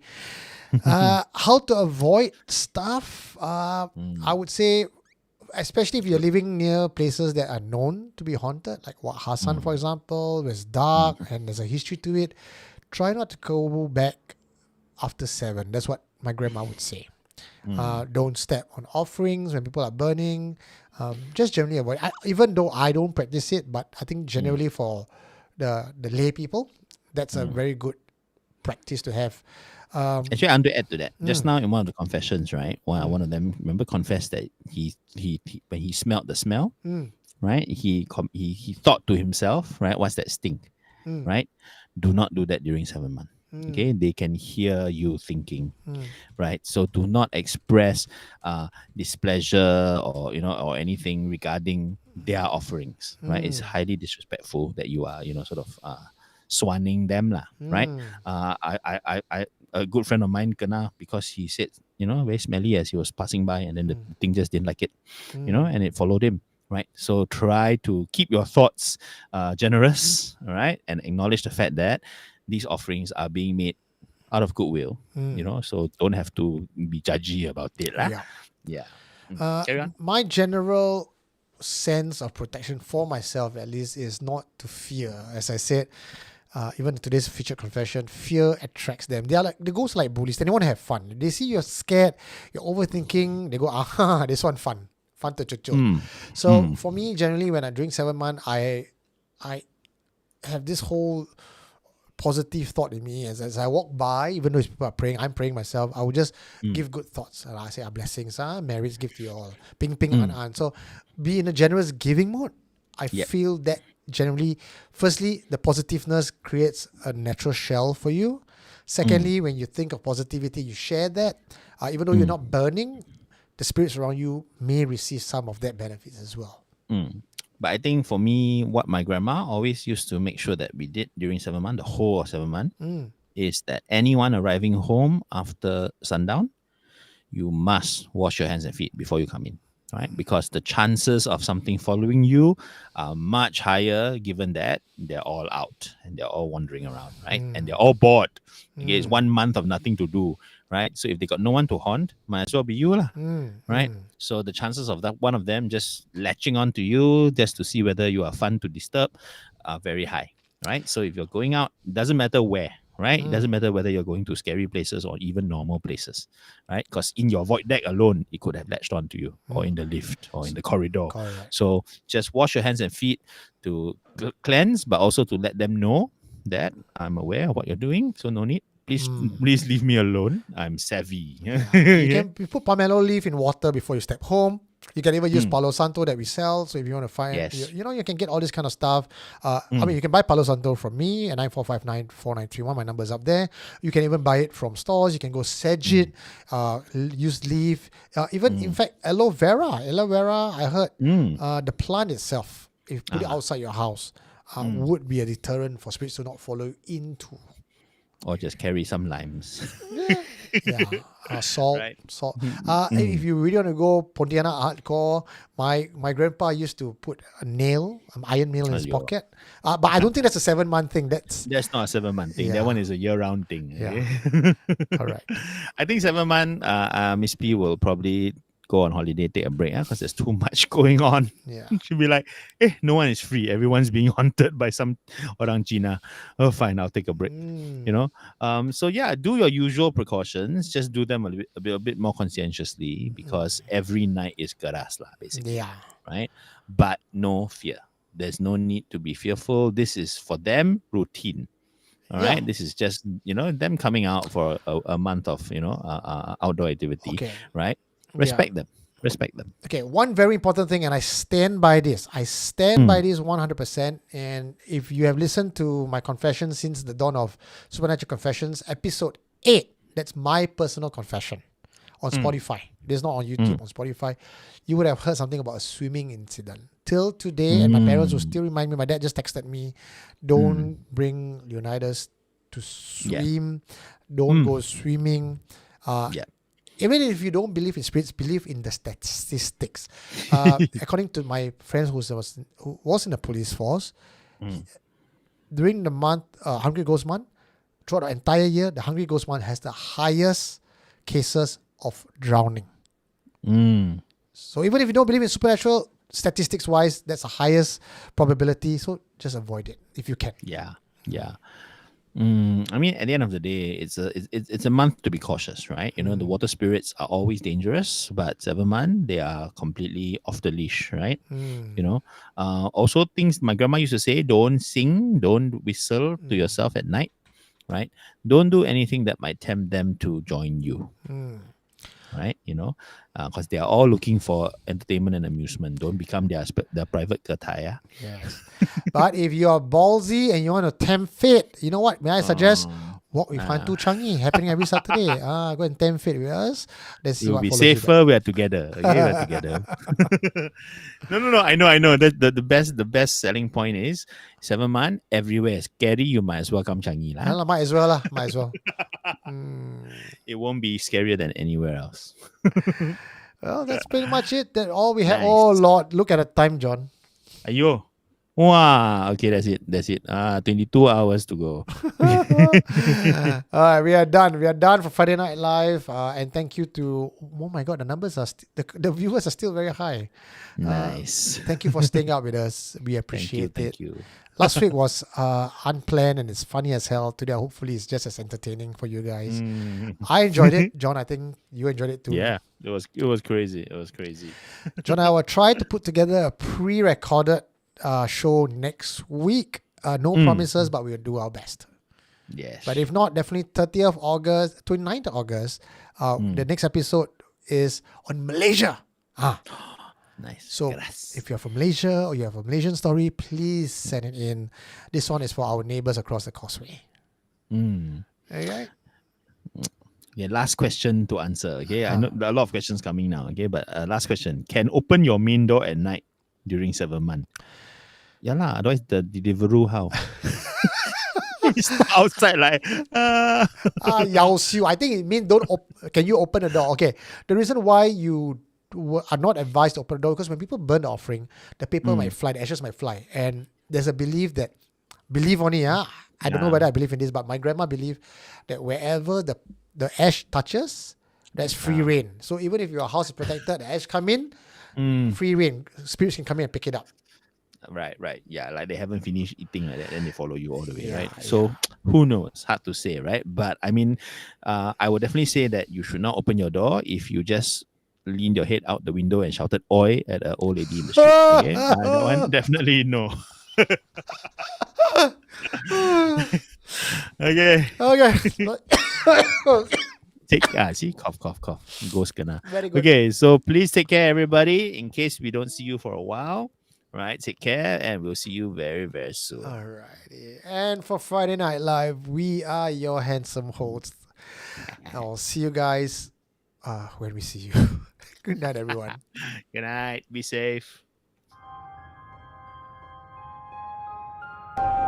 What did you find? You are listening to Supernatural Confessions.